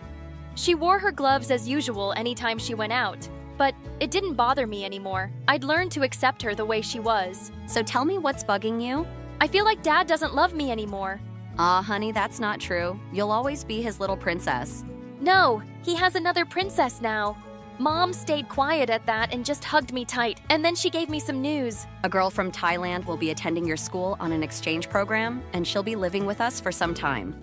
Are you okay with that? Mom worked in a company that dealt with exchange students, but it was the first time we'd had one as a guest. As long as I don't have to share my room, I guess it would be cool. A week later, we fetched Macy from the airport. She was a short, cute girl my age, and she was so excited when she saw us. Hi, I'm Macy. It's so nice to meet you. You're both so pretty. And the whole ride home, she just wouldn't stop talking. The flight was so long. I'm so excited about school tomorrow. Have you ever been to Thailand? No, but Oh, it's such a beautiful place. You should visit. Maybe when I go back for the holidays, you can come with me. Wouldn't that be fun? Yeah, it would, I guess. Gosh, I had to live with this chatterbox for the next 12 months. And the next morning, she woke me up at 4 a.m. so that we could go jogging. Couldn't even say no because she was our guest and I was trying to be nice. When I showed Matsy around school on her first day, she spoke to just about everyone.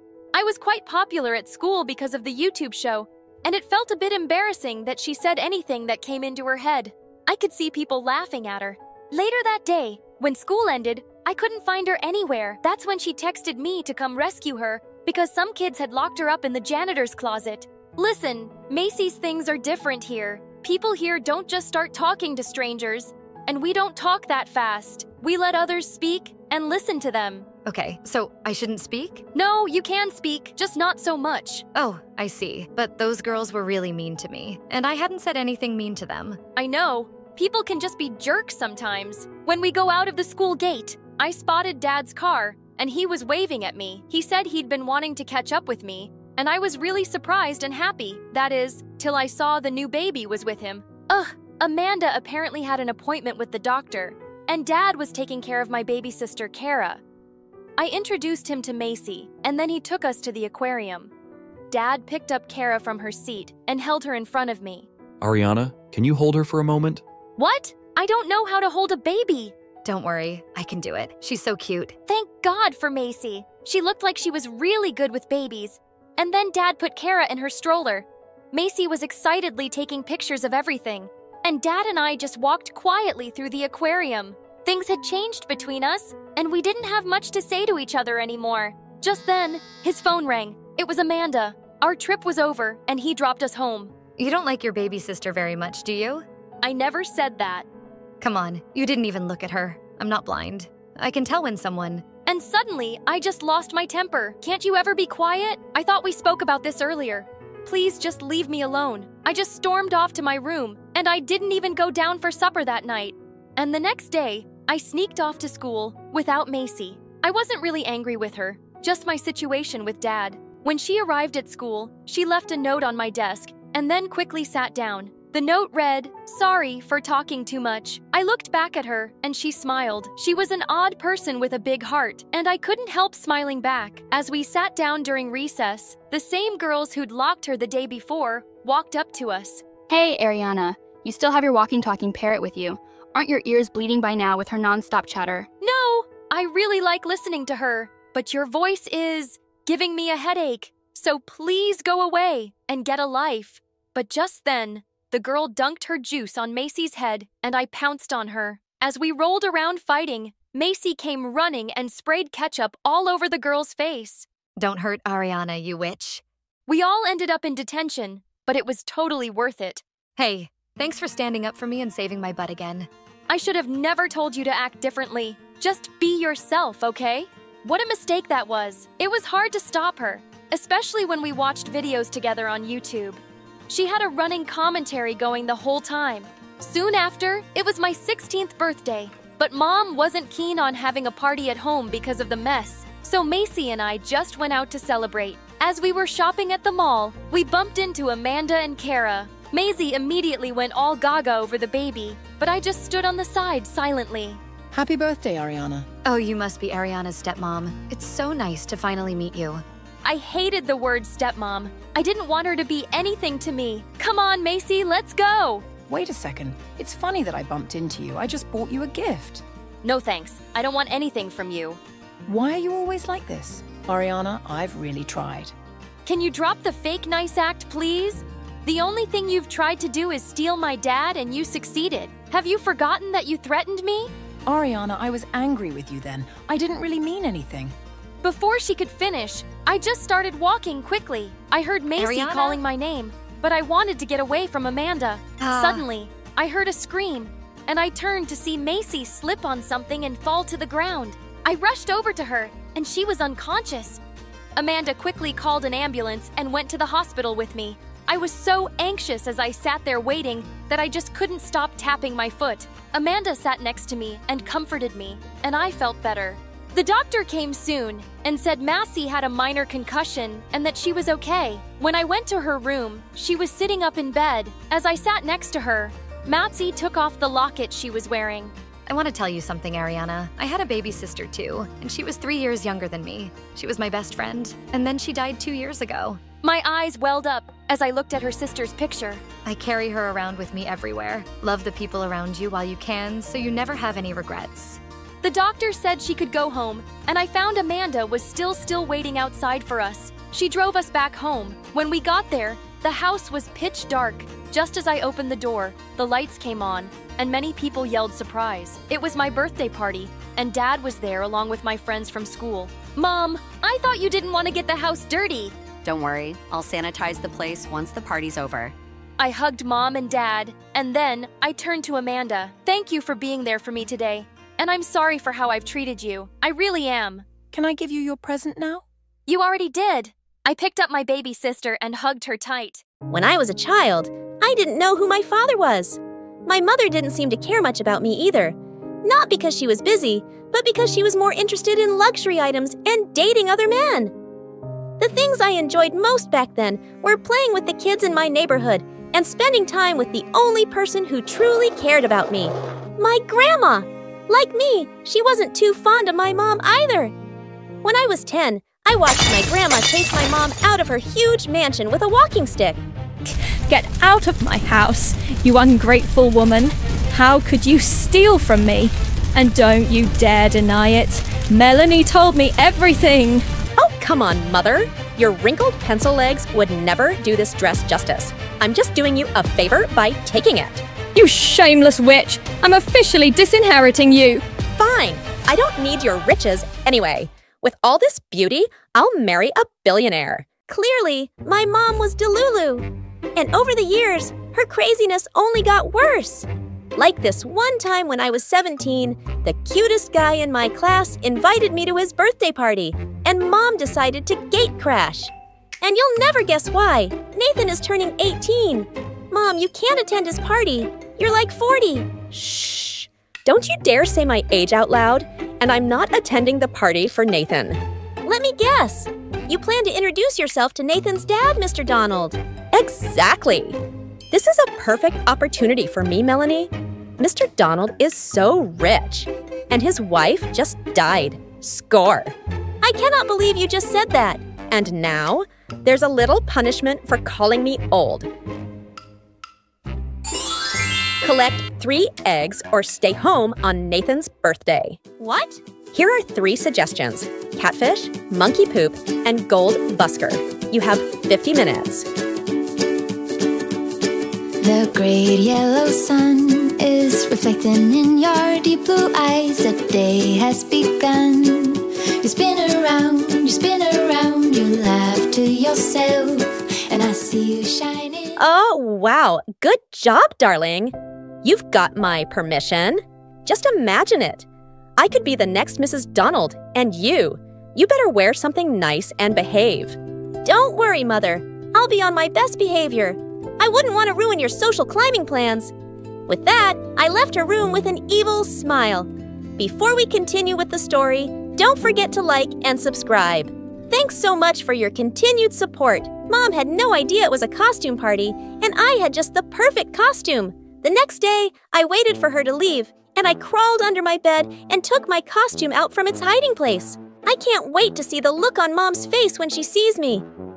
After spending hours perfecting my makeup, I wore my costume and rode my unicycle to Nathan's house. As soon as I walked in, I went straight to Mom, who was too busy drooling at Mr. Donald. Mom, do you like my nose? I got an extra one for you. Someone get this crazy clown away from me. Without warning, she grabbed a candle lighter from the party table and pointed it at me. Have you gone completely mad? Put that down. All you do is make my life miserable. Surely she wouldn't set me on fire, would she? Just then, Nathan, who was a Lion King costume, charged at Mom, and as they struggled, the lighter ended up in Mom's hair. Oh my God, my hair is on fire.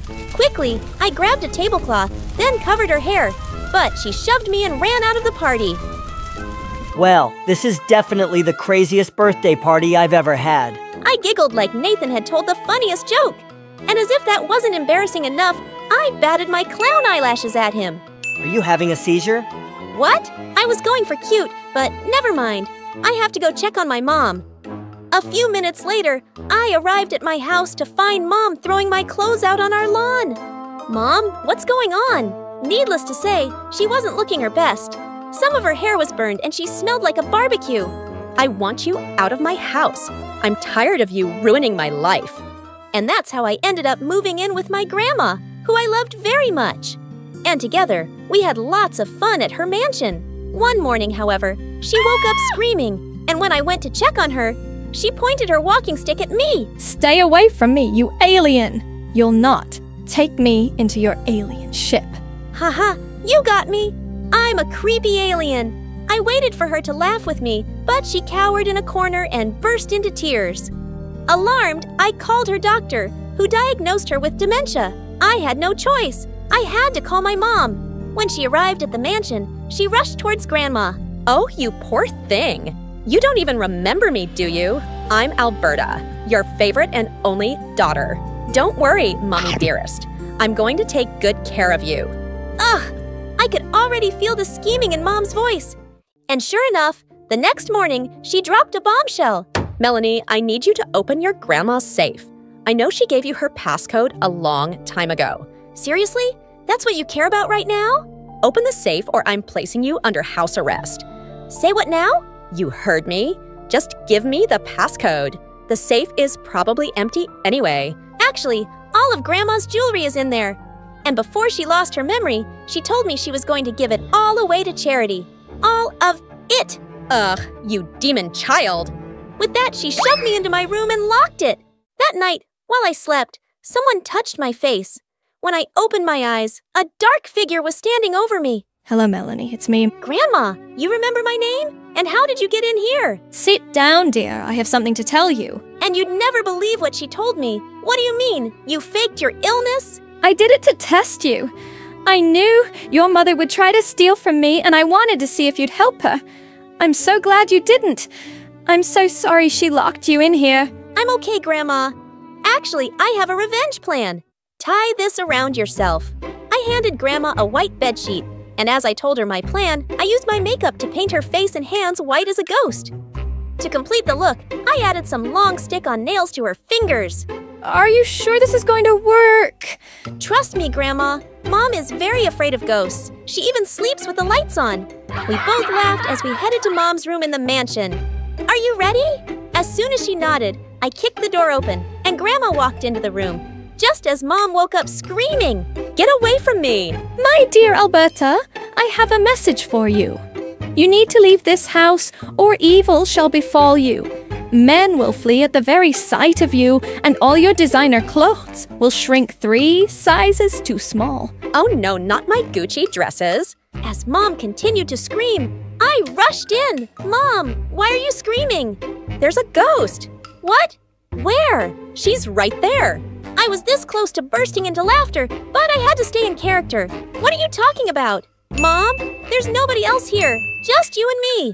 But she's... I need to get out of here. And that, my dear viewers, is how Mom left the mansion barefoot and in a nightgown. Did you see how fast she ran? Yeah, with that speed, she's probably approaching Mars by now. We both burst out laughing as we high-five. A few days later, Nathan sat beside me at the fountain as I told him my crazy story. I can't believe your grandma faked dementia. I know, right? She's so crazy. So, what happens now? Well, Mom is still talking about ghosts, and she's still out of Grandma's will. So that means I'm going to inherit everything. Please don't spend it all on clown costumes. I giggled, but this time I wasn't embarrassed. I kept giggling until Nathan joined me. Sally walked through the door in the back alley straight into the crazy restaurant kitchen. She spotted her mom stirring 3 pots while the head chef screamed at everyone. Faster! Faster! Sally walked up to her mom and tugged at her apron. Mom, I need to ask you something. Right now? Yes, right now. What is it then? Spit it out. Mom, where's my daddy? Suddenly, the bowl her mother was holding crashed to the floor. Oh my God, you stupid woman! You're fired! Get out! A minute later, Sally and her mother found themselves out on the street. Mom, I'm really sorry. You wanted to know about your dad, huh? Yeah, we had to make a family tree in school. Well, he's not your family. He's a good-for-nothing loser who left us. I'm your mom and your dad. And look, just mentioning him made me lose my job. He's bad luck. Not a word about him ever again.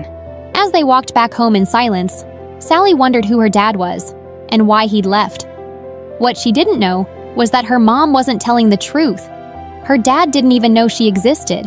One day in the 10th grade, Sally was waitressing at a restaurant when suddenly a woman started to choke on something. Sally rushed to her and performed the Heimlich maneuver till she coughed out a piece of chicken. Oh my God, you saved my life! As all the customers applauded, the woman took Sally's hand and dragged her outside. I don't know how to thank you, but let me try. She took off a large diamond ring on her finger and pushed it in Sally's palm. Sally tried to refuse, but she wouldn't hear a word and just left. When Sally and her mom had the ring valued, it turned out to be worth a whopping $1.2 million. This could change their lives. They sold the ring, and with the money, they decided to move to a better house. One night, Sally's mom slipped into the attic and took an old letter out of the box. She went downstairs and threw it in the fireplace. She didn't want Sally to ever read it. The letter said, "I'm so sorry that you had a miscarriage and you had to go through it alone.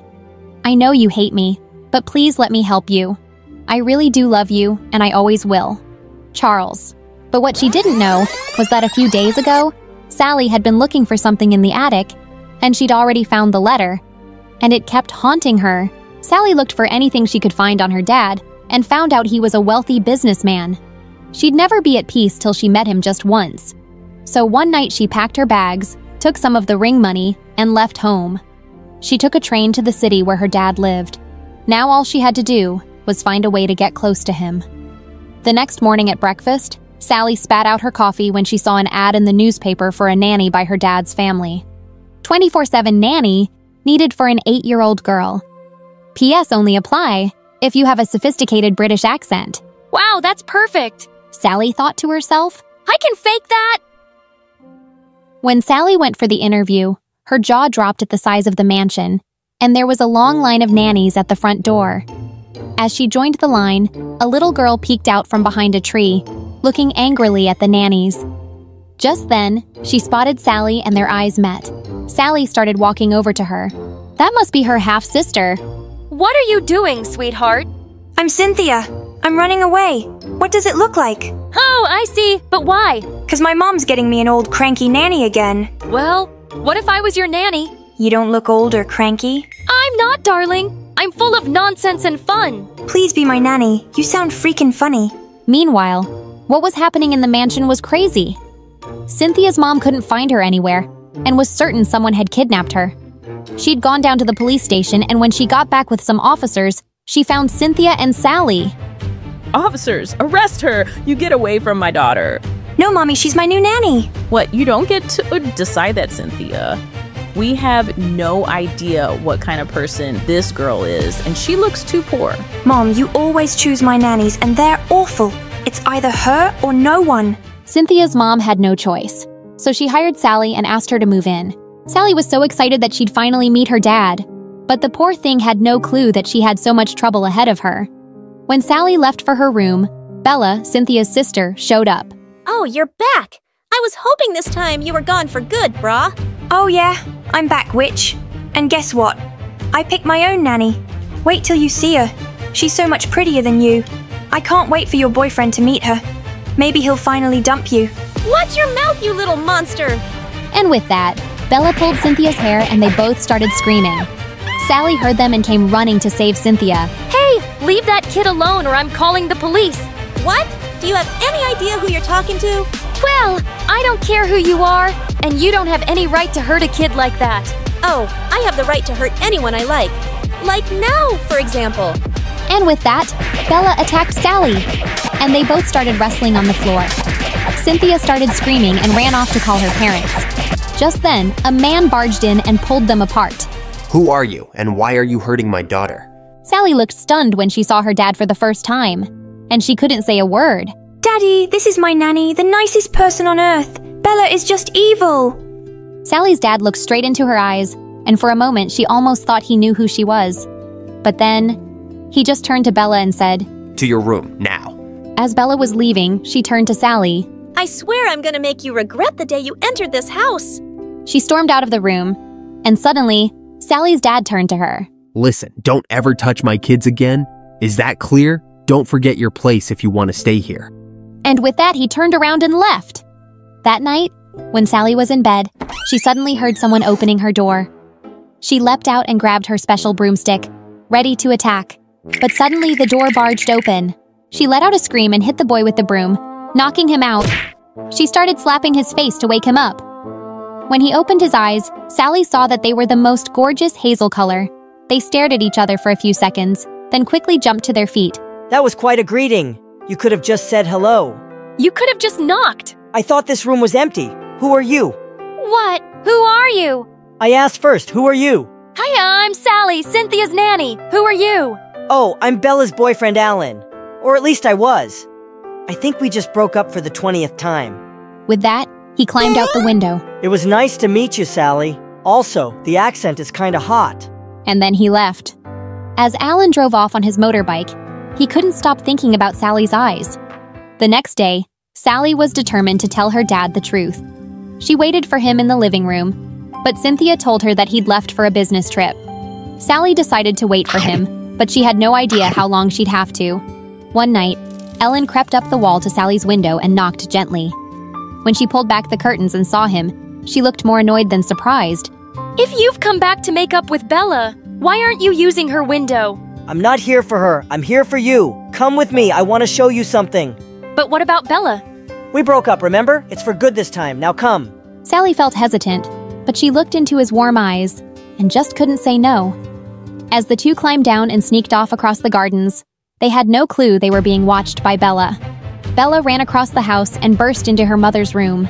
Mom, wake up! Do you have any idea what's happening under your roof? You should have never hired that nanny. When Bella told her mother what she'd seen, she was angry.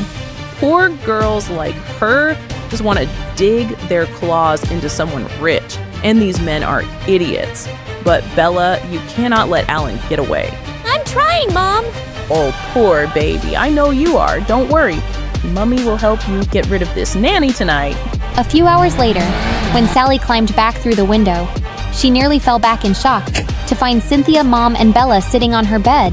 Well, hello, Sally. Where were you? Meeting up with your criminal friends? What? I don't know what you're talking about. That's when Cynthia's mother walked up to her, holding a diamond necklace she'd never seen. I found this in your drawer. To think I ever let a thief like you into my house? What? I've packed your bags already, so just get out before I change my mind and call the police. Sally was horrified, but she knew she had to leave now. She picked up her bags and ran out of the house in tears. While Bella and her mom were cackling upstairs, Cynthia had woken up to the noises. She peeked out of her room to see Sally running out the front door. Cynthia burst into tears and ran after her. Sally! Sally, wait! Please don't go! Sally didn't look back even once and got into the cab. At the gate, Cynthia kept running after till the car was out of sight. But when she turned to go back, she didn't realize she'd taken the wrong route. Back at the mansion, Cynthia's mother had found out she was gone. She screamed and woke up all the servants to go out and search for Cynthia. Cynthia's mother called up Sally immediately.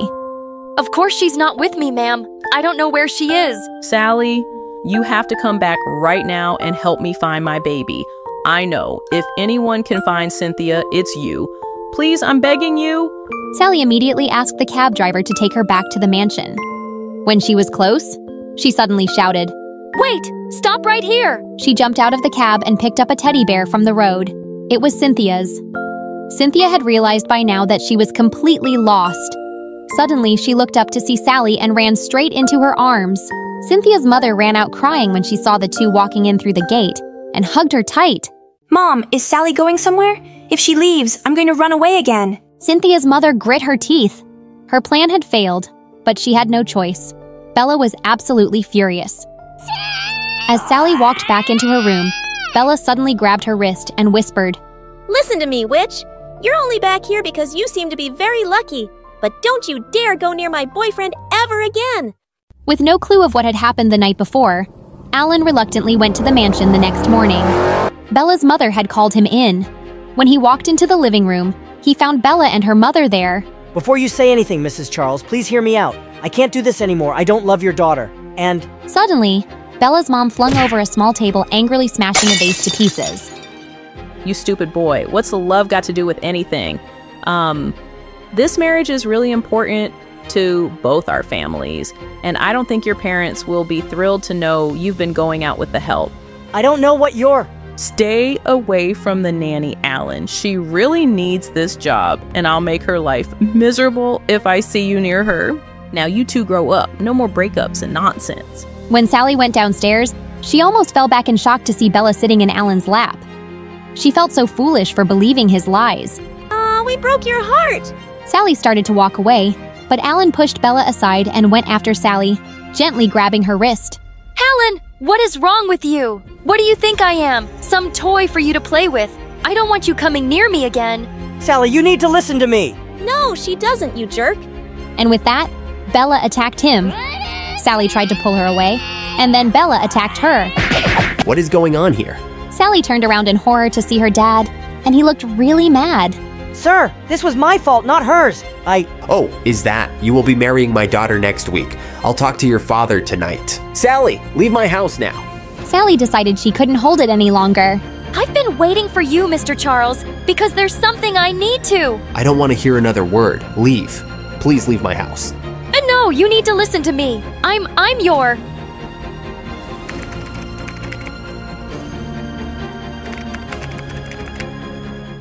Hi, I'm Nancy from Nevada. Before I start my action movie story, please like and subscribe. Being stuck in the orphanage, you would think snagging a new foster home would be lit. But nah, not for me. I messed up every shot by acting all crazy and throwing tantrums that made couples think twice. I'd seen firsthand how kids were moved from foster home to foster home, like there's some unwanted goods. And I didn't want that to ever be me, until Mr. and Mrs. John were the most interesting couple I'd ever seen. We've heard nothing but great things about you, Pet. I hope we get along. Yeah, fun. Can we just go now? Oh, I just knew living with them had to be interesting, but nothing could have prepared me for the next incredibly crazy week of my life. After driving for a few minutes in their tinted SUV, we stopped outside a huge mansion. Just then, Mrs. John handed me a carton filled with a box of cookies. Oh, are you trying to bribe me with these? They're not for you. Deliver them to that mansion. Wait, what in the world do you think I am? Hey, kiddo, don't worry. We'll reward you for this. All you have to do is ring a bell and leave before the door opens. Now be quick! It was all very confusing for me. I wanted to say no, but the cold look on their faces made me think again. Okay, chill out, Grazilla. I did as I was told and rang the bell. But before I could get away, I tripped and fell, face first. And it must have triggered an alarm system because the whole compound instantly started blaring red and sprinklers came on. And just then, Mr. John grabbed me. And the next minute, we're in the car and gone within seconds. So cookies, huh? Is that like my new job description? Great task for a girl guide, am I right? No one said a word, and we rode in silence. But what were the cookies all about? About an hour later, we pulled up to this large mansion. And when I walked in it, it was clear that this was not an ordinary home. There were a bunch of kids doing different things all over the house. Some were dancing, others were training in karate, and others were busy clacking on their laptops like maniacs. Gosh, why did they adopt me when they had these many kids already? I was kind of freaked out seeing the entire scenario of the mansion. It was like a whooping kids' mill, and I was hit with the freaking rules before I could even say hi to anyone. Not that anyone wanted to talk to me. They just glared at me like I had 2 poops on my head. Lights out at 7 p.m. sharp. Breakfast at 5 a.m. 5 a.m., that's ridiculous. Talking back and being disobedient will get you in a chokey.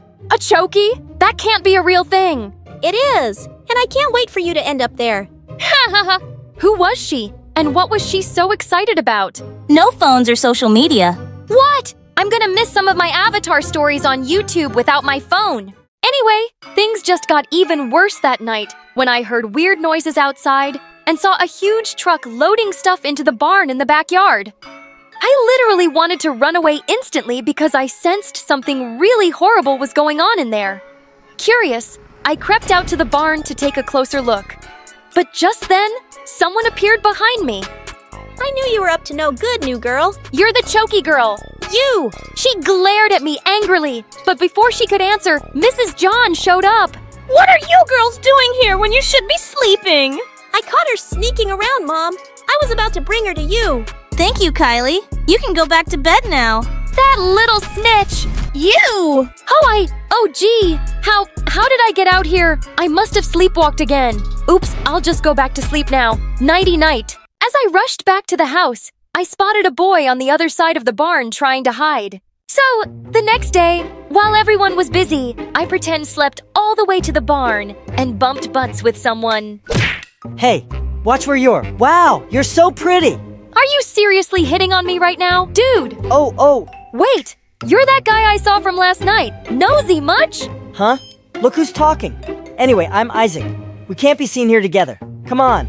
He took me to a corner and revealed that he was new here, but he had a feeling that something strange was going on. A truck goes out every night, comes back after 3 hours, then they offload stuff from it. The barn doors and windows are always tightly shut, so I don't know what's in there. We should totally find out what's in there. Chill, I have an idea. So that night, after dinner, Isaac and I met up outside the barn, jumped into the truck, and hid in a corner behind a cardboard box. A few minutes later, we heard feet. The door was shut, and the truck started moving. We have 30 minutes in and out just like we've done before. Got it? What the heck was going on? A little while later, the truck pulled up, and after everyone left, Isaac and I came out. Ow, gosh, my legs fell asleep. Well, better wake them up because we don't have much time. And that's when I saw it. Holy smokes, I've been here before. What? It's the house the Johns had made me deliver cookies at the day they adopted me. We watched through the window as the masked kids turned the rooms in our view upside down, throwing anything valuable in a bag. Jewelry, paintings, even expensive cutlery. They were going for everything. Oh my goodness! They're robbing rich people. But where are the owners? Within minutes, they were done and rushed out as Isaac and I ran back into the truck and hid behind the box. By now, it had become clear that we'd been adopted by a bunch of crooks. We had to get to the bottom of this, so we came up with a plan. But as soon as we tried to sneak back into the mansion, we got caught. What do we have here? Why is she always trailing us? Hey, Kylie, you can't tell anyone you saw us, okay? Just let us in and we'll get you more pink hair dye. Come on, girl! Do you think I'm stupid? Kylie, come on! Ma! Just then, Isaac covered her mouth and we dragged her outside. Shh! I'll remove my hand if you promise not to scream. Kylie, please, it's really important. I'll get you more. Another pink teddy. Everything pink. I'll work my butt off just for you. Just hear us out. Isaac, let go of her. And we explained where we were and what we had seen. But it was like talking to a brick wall. I can't believe you'd accuse Mom and Dad of something like that. They were right about you all along. I know you don't believe us, but we have proof. We just have to get into the barn. Then you can see the stuff they stole tonight. Kylie wasn't convinced, and we were determined to prove ourselves. Minutes later, we managed to break the barn door lock. But spoiler alert! There was nothing in there except cleaning detergents and materials, food supplies, and other boring stuff. What happened to all the jewelry and expensive stuff they stole earlier? Now you're really in trouble. Kylie! But it was too late! Mrs. John had heard the commotion and was standing right behind us. They were in the truck and claiming that you guys are crooks or something. Thanks, Pet! You're doing a good job keeping an eye on the troublemakers. Seriously, man, we saw where you were and what you did. Isaac, tell them! I didn't see anything. I don't know what she's talking about, Mrs. J, by the way. Is that a new scarf? It looks amazing on you. I'll go back to bed now. What? That freaking coward! Ugh, I was boiling with anger as I watched him practically run away. Ha ha ha ha! Your little boyfriend totally threw you under the bus. It must really suck to be you. First of all, he's not my boyfriend. And secondly... That's enough! Kylie, dear, I brought you your favorite marshmallows. Be a darling and let me talk to Nancy here. She skipped out of the barn like she just won a lottery. For whatever reason, it was clear by now that she was the couple's little pet for sure. But the minute she walked out, Mrs. John turned cold as an iceberg. She doesn't know the truth, does she? She's too slow and a little pathetic and talks too much. But you're smart! I knew the minute I saw you, you'd fit the team perfectly. You won't get away with this. I was gonna give you more time to settle in, but you seem very curious, so get ready for your second mission since you failed terribly on your first. The next morning, I received an invitation and a red dress on my bed.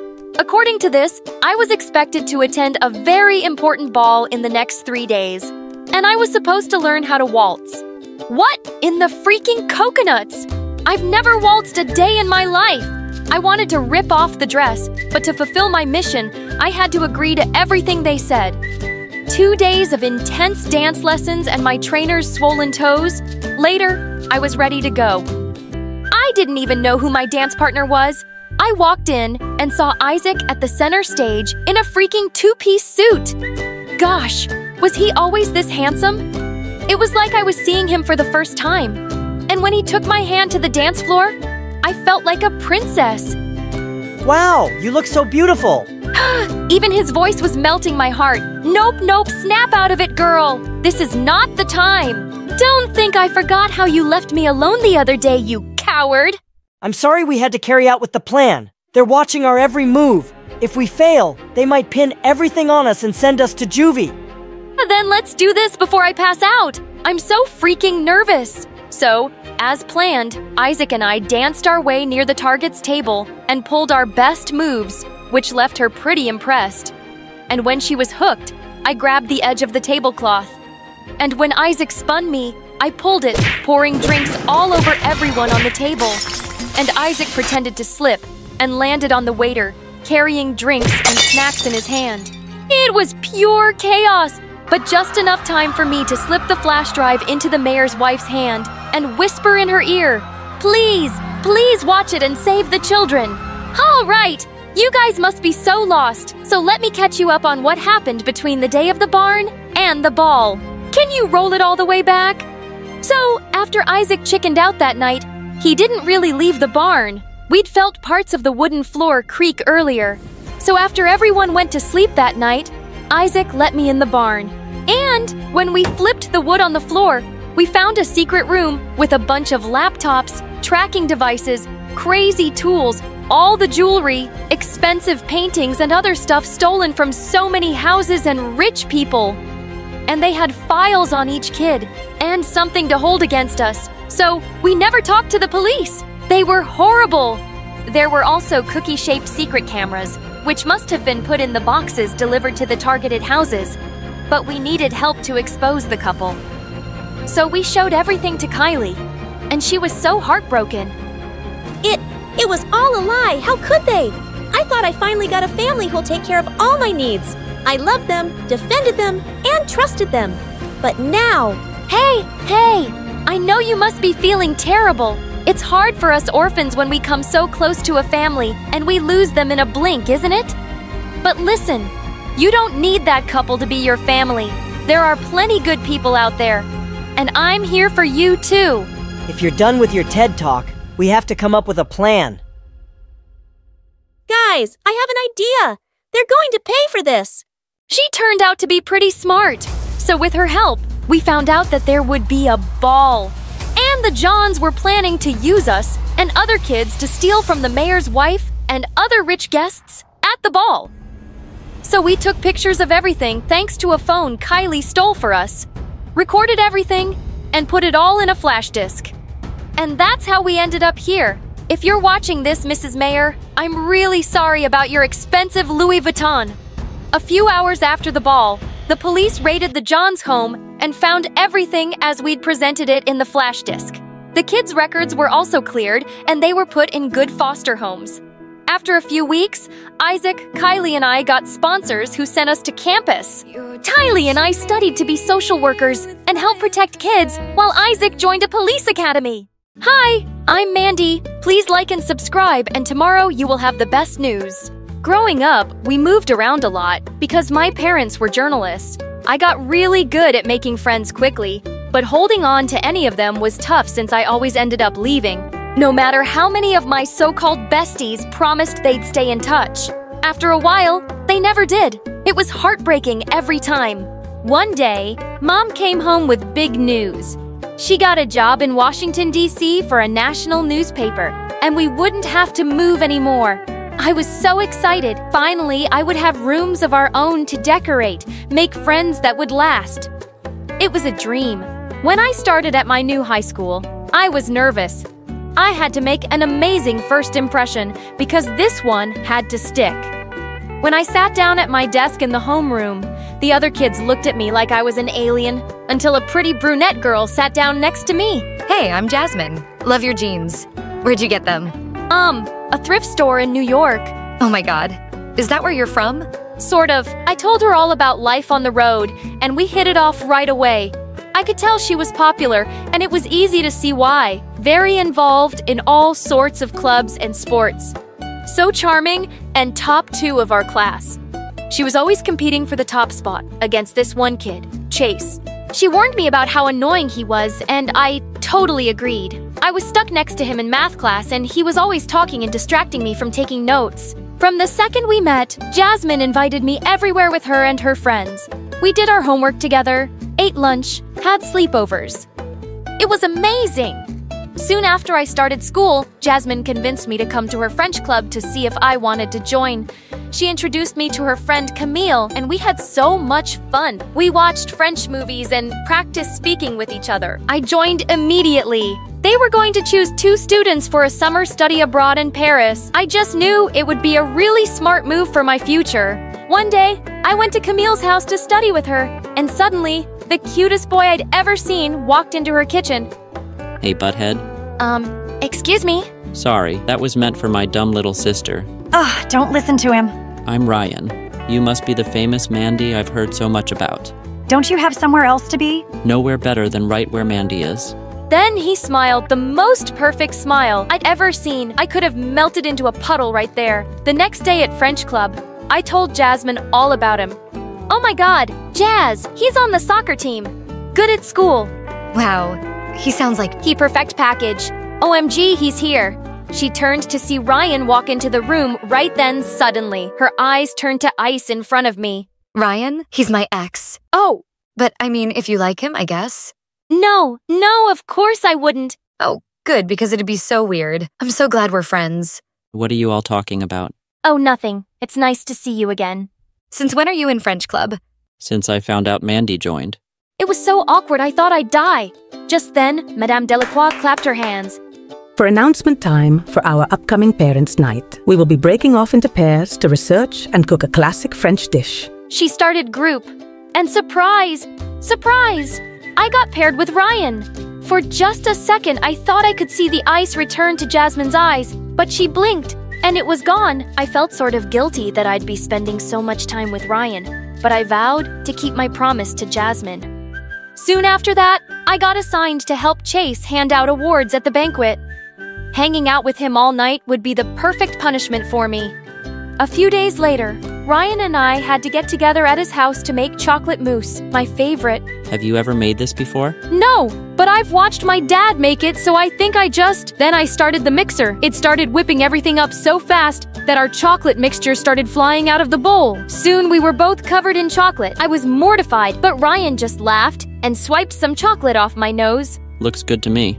After we got cleaned up, we managed to make a second batch just in time to make it to the event. Madame Delacroix tasted every dish and said ours was the best of all of them. I was pretty proud, and I hoped it would get me some extra points toward the Paris program. Not even having to sit next to Chatterbox Chase all night could ruin my mood. After that, Ryan started asking me to hang out more and more. Soccer games, study sessions, sometimes even trips for ice cream. He was really funny, and we liked all the same books. I could tell he liked me, and I was really starting to like him. But I couldn't betray Jasmine. When I told my mom about it, she thought I was being ridiculous. I don't think Jasmine really has your best interests at heart, Mandy. She was my first friend here. But that doesn't make her a good friend. What kind of friend keeps you from being with someone you really like? It's girl code. So I was definitely surprised the next day, at lunch, when our group started talking about boys to hear Jasmine exclaim, "Who needs them? I've so moved on from Ryan. I mean, we only dated a few weeks anyway. Mandy, you can have him for all I care." I was elated to hear her say that, but now I was nervous. I'd never really pursued anyone before, but all the signs were there, and I decided to go for it. Soon after, Ryan hurt his ankle at a soccer match and had to leave the field. We lost. I decided to visit him the next day, especially now that Jazz had given her blessing. When I walked into his living room with some cheery daisies, his whole face lit up, and he pulled me down to the couch in a huge hug. When we pulled away, I felt like I was falling into his beautiful brown eyes. I thought for just a second I might get my first real kiss, but I chickened out. I brought some ice cream too for Sundays. You're the best, you know that? We watched TV and ate way too much ice cream, but things felt a little different. He was texting almost constantly, when he usually was always talking to me non-stop. I wondered if I had ruined things by pulling away earlier. I tried to ignore it, but when my mom came to get me, I was sort of glad to leave. For the next few days, I tried to keep my head down and work hard towards the Paris trip, but I was glad for the distraction when Jasmine announced her birthday party to the whole class. Arcade this weekend. My birthday wish list is on all the invites. You going? Of course. Jazz is my best friend. Sure she is. Cryptic much. You're so weird. I caught up with her in the hallway after. Can I hitch a ride to your party? This will be so fun. I already have your gift. My carpool is full already. Oh, okay. But she was already halfway down the hall, leaving me in her dust. I figured she was just distracted about her party and tried not to think about her weird behavior. I texted Ryan to see if he and Shamil wanted to carpool, but all I got were 3 typing bubbles in response, and then nothing. In fact, I didn't hear anything from anyone all weekend. What was going on Saturday, when my mom dropped me off at arcade, a gift in hand for Jasmine, I pasted a big smile on my face as I got out of the car. Chase waved to me and smiled. He really wasn't so annoying, maybe just a little awkward. As we walked into the party room, imagine my shock when I saw Jasmine's stick standing there holding hands with none other than Ryan. A pit dropped to the bottom of my stomach. When she leaned over to kiss him, I thought I'd die. All I wanted to do was run home and curl up under the covers, but I couldn't. It was Jasmine's birthday, my best friend. Still, I was mortified. Everyone knew I liked him, and they had all seen us spend so much time together. Now, he wouldn't even look at me. As everyone started pairing off and heading to the arcade, I realized I didn't have a partner. Blinking back tears, I suddenly felt a warm hand on my shoulder. Hey, let's pair up for a round. Sure. Chase and I played through, and even though I had a pit in my stomach, we actually had a lot of fun. He was pretty good, and even when I danced offbeat, he pretended not to see it. When we went inside for Jasmine's cake, I tried to put on a brave face. But when Ryan leaned over to help her blow out her birthday candles, and Jasmine turned to smile at me with a gleam in her eye like nothing was wrong, I knew I had to leave. I snuck out to the bathroom to call my mom to get me. And as soon as I got into her car, I burst into tears and cried all the way home. And even though Chase texted me to check on me, and Camille did too, the one person who I actually thought would worry enough to reach out never did. I didn't hear from Jasmine until Monday in homeroom. Mandy, why'd you leave my party? The cake was so good. Why did I leave? Jasmine? What? You have to know why I left. I don't know what you're talking about. You knew I liked Ryan. You told me you'd moved on, and all of a sudden you show up with him without telling me. How can you be mad? He was my boyfriend. Your ex-boyfriend that you said I could pursue. Why tell me that if you wanted him back all along? See, this is why we kept it quiet. We knew you'd be upset. What? We got back together the day he got hurt at his soccer match. He wanted to tell you, but we all knew you'd just be upset. So you've just been lying to me for weeks? All of you. Jazz, how am I supposed to trust anything any of you say? All's fair in love and war. And with that, she flipped her hair over her shoulder and switched desks. I was devastated. My first real friend. And everything had gotten so messed up. What had I missed? When I saw Ryan walking home from school, I sped up to catch him. What the heck, Ryan? I thought we liked each other. And then you show up like that with Jasmine and totally blindside me. I didn't know you liked me. Oh, come on. The ice cream, the flowers. You knew I liked you. There have been several moments and I didn't just imagine that you liked me too. I did, but you never said anything. Well, neither did you. And then when Jasmine came to me after I got hurt saying she wanted to get back together, why would I turn her down when I wasn't even the one to break up with her? Like me. Don't like me? Fine. But you could have had the decency to say something before just showing up like that and humiliating me. I deserve better than that. I tried to put on a brave face at school. After all, hadn't I been a lone wolf for my whole life? But I'd gotten so used to having a friend at school that I suddenly felt the absence. Luckily, Chase came to sit by me the first time he saw me sitting alone at lunch. I couldn't see why I'd hated him so much for so long, other than the fact that Jasmine didn't like him. He was so sweet and really smart. Even though I avoided Jasmine and Ryan at all costs, I refused to quit French club. As the weather got nicer, Chase tried to get me to come out to soccer games, parties, concerts. But my sole focus was on school. I was more determined than ever to get one of the spots to go to Paris and prayed that Jasmine wouldn't get the other one. Chase became my favorite study buddy. He was almost as determined as I was for me to win the top spot on the Paris trip. On the last day of school, our report cards came out straight A's. Chase and I got big ice cream sundaes after school to celebrate. As I looked across the table at him, I thought about everything that had happened with Jasmine and Ryan and our whole big group, and I decided I was so glad to have one actual good friend instead of a bunch of not-so-great ones. Afterwards, Chase and I walked down the National Mall as the sun set. So, Mr. Number 1 in the class, how does it feel? I'm just glad to have beat her, to be honest, especially after everything that happened with you. I can take care of myself. I know, but from day one, you seemed so nice, and I tried to make friends with you so quickly because I knew she'd come after you right away. What do you mean? Jasmine and I have been in the same class since kindergarten. She has always kept the girls she was most afraid of close. You know, keep your friends close and your enemies closer. But I was never her enemy. She's always been afraid of the smart, pretty girls in our grade. Even if you don't see it, trust me. To her, you were a threat. Wow, I had no idea. But if I had to go through all that to become friends with you, it was worth it. Suddenly, my phone rang. It was Madame Delacroix. Hello? Mandy, I'm pleased to inform you that you have been selected for this summer's study abroad in Paris. Pack your bags, mademoiselle. I am so proud. Oh, wow. Thank you so much. I mean, merci beaucoup. When we hung up, I squealed. Oh my God! I'm gonna have a stamp in my passport. Suddenly, Chase's phone rang. And when he saw the caller ID, he looked up at me with a gleam in his eye. I could barely contain my excitement. And when he finally said, "Thank you," and hung up, he turned to me with a huge smile. Looks like I'll have a matching stamp. Paris? Together? I threw my arms around him, overjoyed to be off on a big adventure with my favorite first real friend.